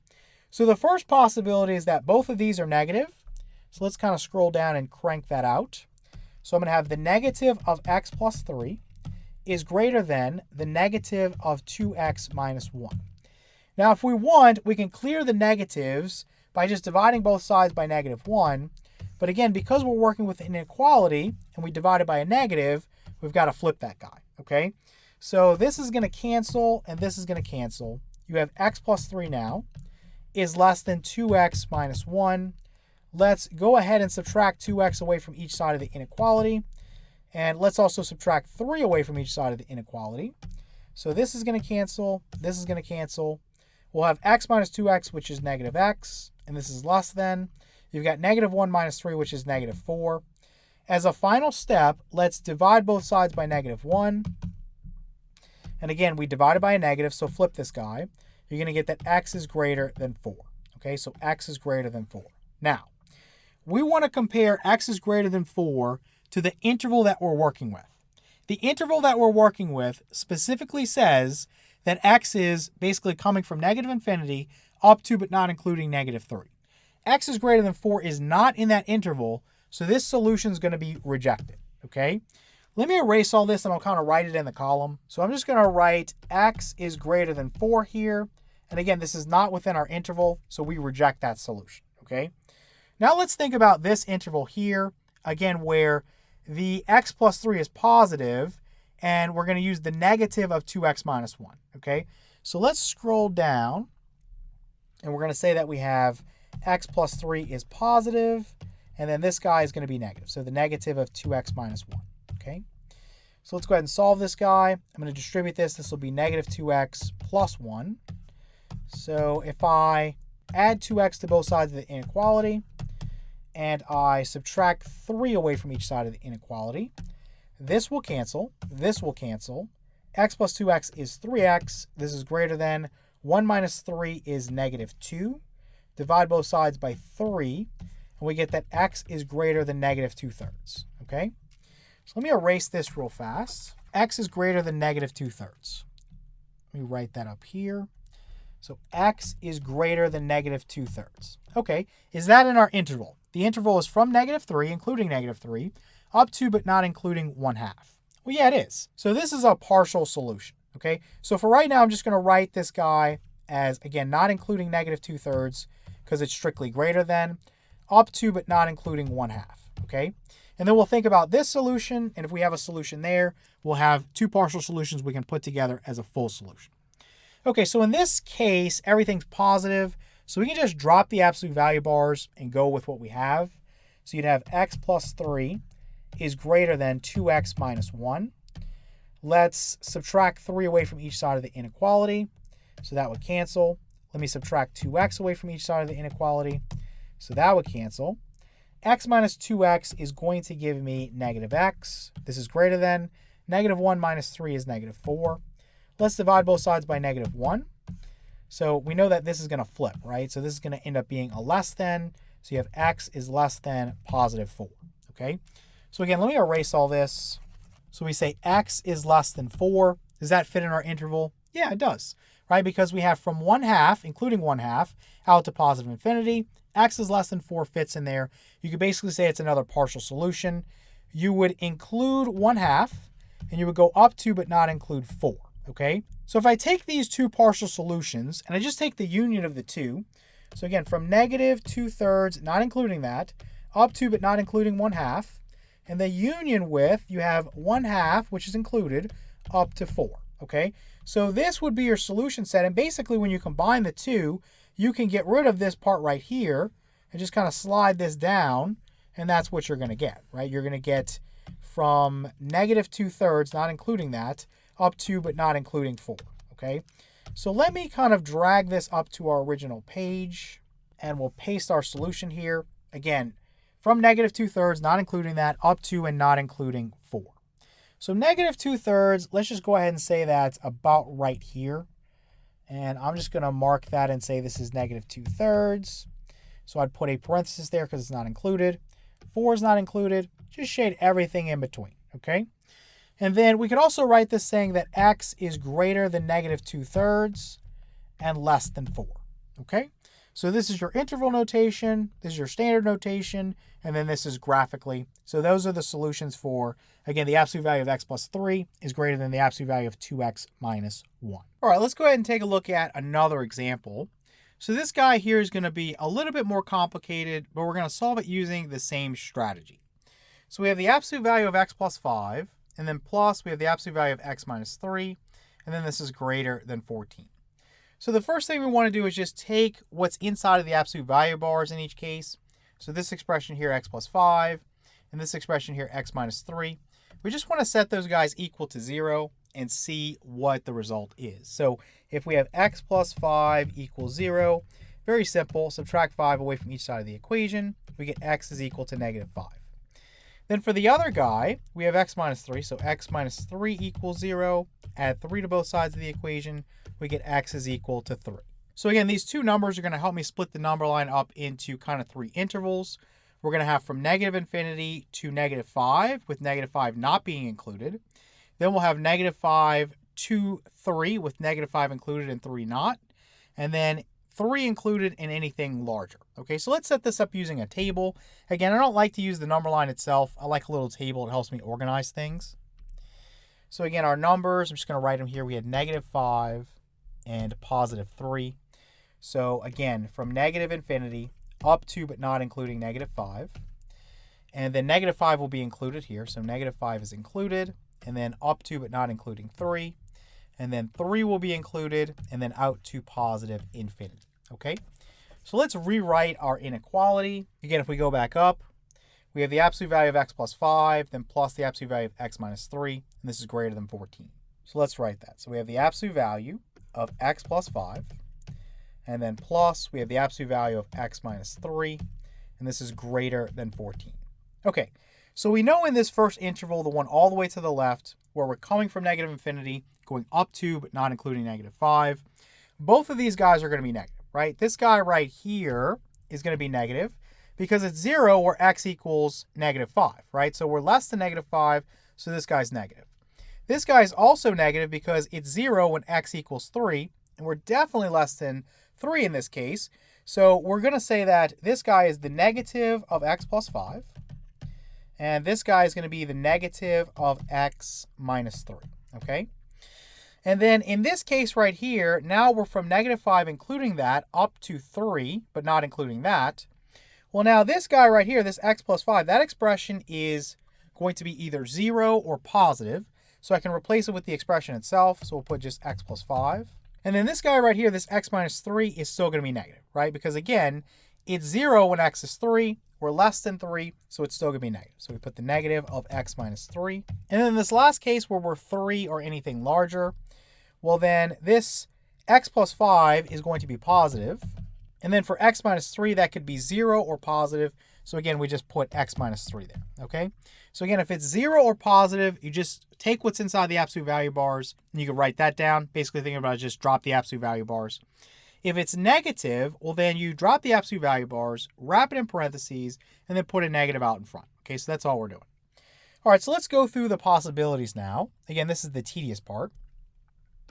So in the first case, both are negative. So I have the negative of x plus 5, then plus the negative of x minus 3. And you can just put the minus there instead of plus negative. Doesn't really matter. Then greater than 14. Okay, so I'm going to distribute this negative to each term. I'm going to have negative x minus 5, and then minus x plus 3. And this is greater than 14. Let me scroll down and get a little room going. So I know that minus x minus another x is negative 2x. I know that minus 5 plus 3 is negative 2. This is greater than 14. Let me go ahead and add 2 to both sides of the inequality. We know this will cancel. Negative 2x is greater than 16. So then when I divide both sides by negative 2, remember we got to flip this. So this becomes a less than now. You'll have x is less than negative 8. Okay, so x is less than negative 8. Is that in the interval that we're working in right now? Well, yeah, we said that our current interval is anything less than negative 5. Negative 8 is definitely less than negative 5, so we're good to go, right? This is going to be a valid solution for us. But again, it's just part of our solution because we might have more to come, okay? So we just consider it as a partial solution for now. All right, so let me erase all this. So again, for this part, I said that x was less than negative 8. And I'm going to go ahead and just put a check mark there so we know that we accepted that solution. All right, for the next interval, again, from negative 5 and including that up to but not including 3. This guy's positive, this guy's negative. So let's go ahead and do that. So x plus 5, again, that's positive, and then plus this x minus 3, that expression is going to be negative. So I'm going to put minus the quantity x minus 3. And before we continue, let's just go ahead and distribute this. So this would be minus x and plus 3. Make that a little quicker. Then this is greater than 14. Okay, so x minus x, that's going to drop out. So this is gone, right? So you basically have that 8 is greater than 14, which is false. Okay, that's never going to be true. So nothing's going to work in that interval. So you don't even have to put anything. You just say it doesn't work. All right, so the next one we're going to look at, we have from 3 and including 3 out to positive infinity. And again, both expressions are positive here. So we can just drop the absolute value bars in this case. So we just say x plus 5 plus x minus 3 is greater than 14. So x plus x is 2x. And then 5 minus 3 is 2, so plus 2. And this is greater than 14. All right, so let's subtract 2 away from each side of the inequality. And then we can cancel this. We'll have 2x is greater than 12. Let's divide both sides of the inequality by 2. We'll find that x is greater than 6. Okay, x is greater than 6. Is that in our interval? Well, yeah, this interval is from 3 out to positive infinity. X is greater than 6. That is in the interval. So we're basically good to go with that. So let's erase this. We'll say x is greater than 6. Let me put a check mark there. So basically, we would just combine these two as one statement. We would say that x is less than negative 8 or x is greater than 6. So let me just copy this real quick. We'll go back up and let me just paste this in. So again, x is less than negative 8. So find negative 8. I'm going to put a parenthesis there. I'm just going to shade everything to the left. Or also x could be greater than 6. So find 6, put a parenthesis there, shade everything to the right, okay? In interval notation, again, I could just say from negative infinity up to but not including negative 8, and the union with anything larger than 6, right? So in both cases, I'm using a parenthesis to show that it's not included. All right, so let's kind of change things up and look at another common type of problem that you'll see in this section. So let's suppose we saw something like the absolute value of 3 over x minus 1, and this is greater than 5. So how can we solve this type of problem? Well, one approach that we can use, we realize that this guy right here, this absolute value operation, first and foremost, there's one of them, and it's already isolated for us on one side of the inequality. So you have this absolute value operation, and this is greater than 5, okay? So for right now, don't even worry about what's inside of there. Just think about the fact that earlier in the lesson, we said if we had the absolute value of x, and this is greater than some positive real number a, this led to x being greater than a, or x is less than negative a, right? We saw this with our example. We said if the absolute value of x was greater than 7, we said x was greater than 7, or x was less than negative 7. Okay, so this should be pretty crystal clear at this point. Now, the thing is, you can do this if you have a more complex expression inside of the absolute value bars. Okay, so I can replace this x with something generic like u. We'll just say u is some algebraic expression. So it could be a rational expression like we have here. It could be a quadratic expression. It could be something more complicated than the typical linear expression that you're working with when you solve basic absolute value inequalities. So what I can do is erase this and erase the x and just put a u there, okay? So it's the same kind of concept. It just takes more time to solve it. It's just going to be way more tedious, okay? So let's use this to set this up. So basically, I'm going to take my rational expression inside the absolute value bars, and I'm going to say 3 over x minus 1. Since I have a greater than, I'm going to say it's greater than this positive number 5. Then, or, I'm going to say 3 over x minus 1. I'm going to say is less than the negative of 5. Okay, I just used this rule here. That's all I did. Okay, so let me erase this. We don't need this anymore. So basically at this point, all we need to do is solve two rational inequalities and then kind of combine our two solution sets that we have. So I'm going to start out with this one right here. So I'm going to copy this. We're going to go down to a fresh sheet. All right, so let me just paste this in here. And I want you to recall that the very first thing you want to do when you're solving a rational inequality is get it in the format where you have a single rational expression on one side and 0 on the other. Okay, so the way we're going to do that here is we're just going to subtract 5 away from each side of the inequality. And so this would cancel and become 0. So essentially I would have what? I would have 3 over x minus 1. And then we'd have minus 5, and this is greater than 0. Okay, so now I want to get a common denominator going. Let me just kind of slide this down a little bit. And what I'm going to do is just multiply this by the quantity x minus 1, and then over the quantity x minus 1. So now I'll have a common denominator.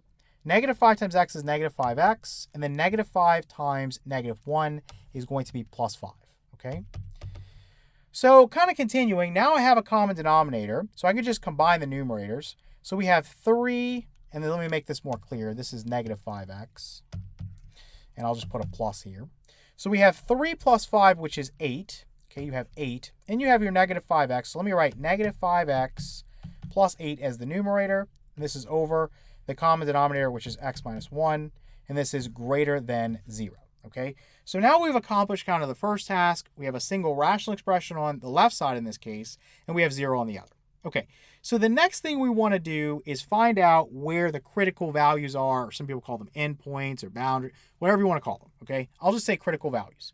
So that is going to occur where the numerator is going to be 0 and where the denominator is going to be 0. I would take this numerator, which in this case is negative 5x plus 8, and I would set it equal to 0. So that's one of them. Then I would take the denominator, which is x minus 1, set that equal to 0. So both of those guys, when we solve that, the two solutions there are the critical values, or again, endpoints.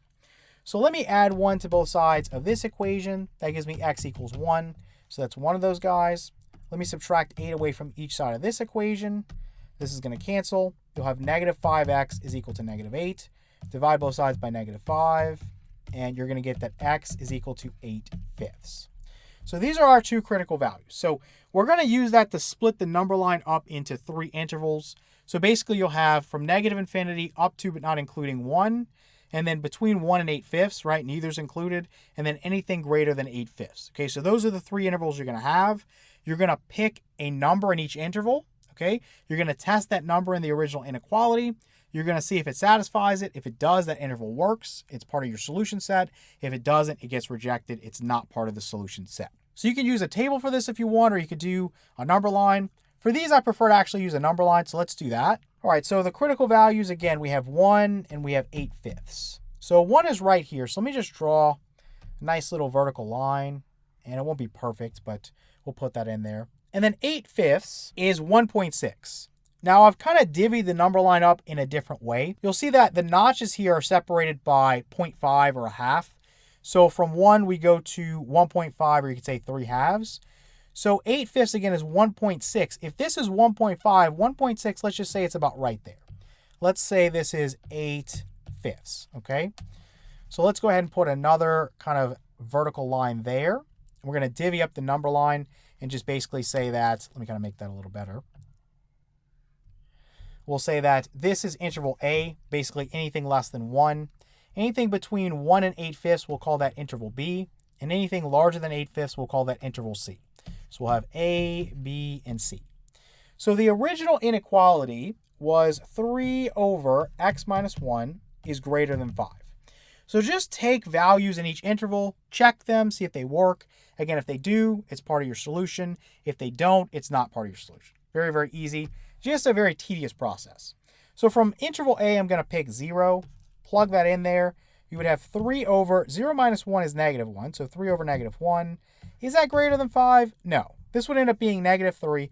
Negative 3 is certainly not greater than 5. So this is false, right? In interval A, nothing's going to work.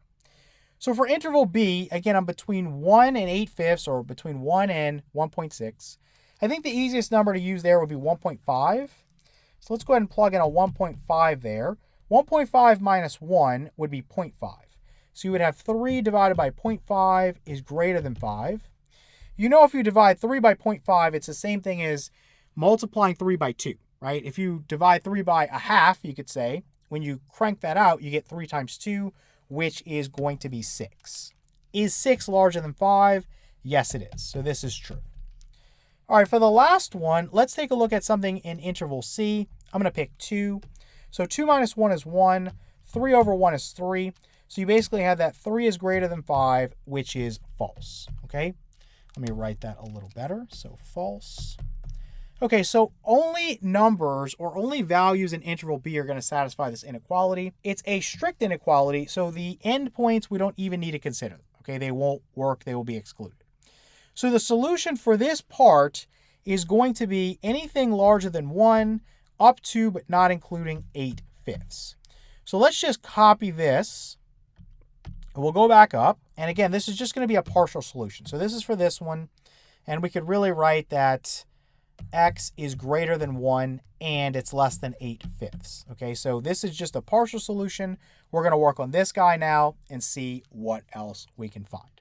So let's copy this and let's go down. All right, so let's paste this other scenario here. We have 3 over x minus 1, and this is less than -5. So again, I want to get one rational expression on one side, or one fraction, and 0 on the other. So same process as last time. So I'm going to add 5 to both sides of the inequality. I'm going to have that 3 over x minus 1. Then plus 5 is less than 0. I'm going to get a common denominator. So let me again move this down. So I'm going to multiply this by x minus 1 over x minus 1. And this is going to lead to 3 over x minus 1. Plus, you have 5 times x, which is 5x. And then minus 5 times 1 is 5. And this is over x minus 1. Okay, then this is less than 0. So let me erase this. And we don't need this for right now. We'll write it again when we need it. So let me just drag this up. And let me make that 3 a little bit better.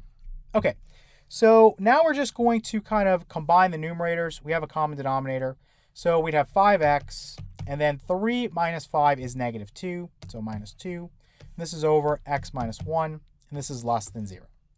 Okay, so at this point, again, I want to take my numerator, set it equal to 0. Take my denominator, set it equal to 0. That will give me the two endpoints or critical values or boundaries. Okay, so we would have 5x minus 2 is equal to 0. Add 2 to both sides of the equation. I'm going to get that 5x is equal to 2.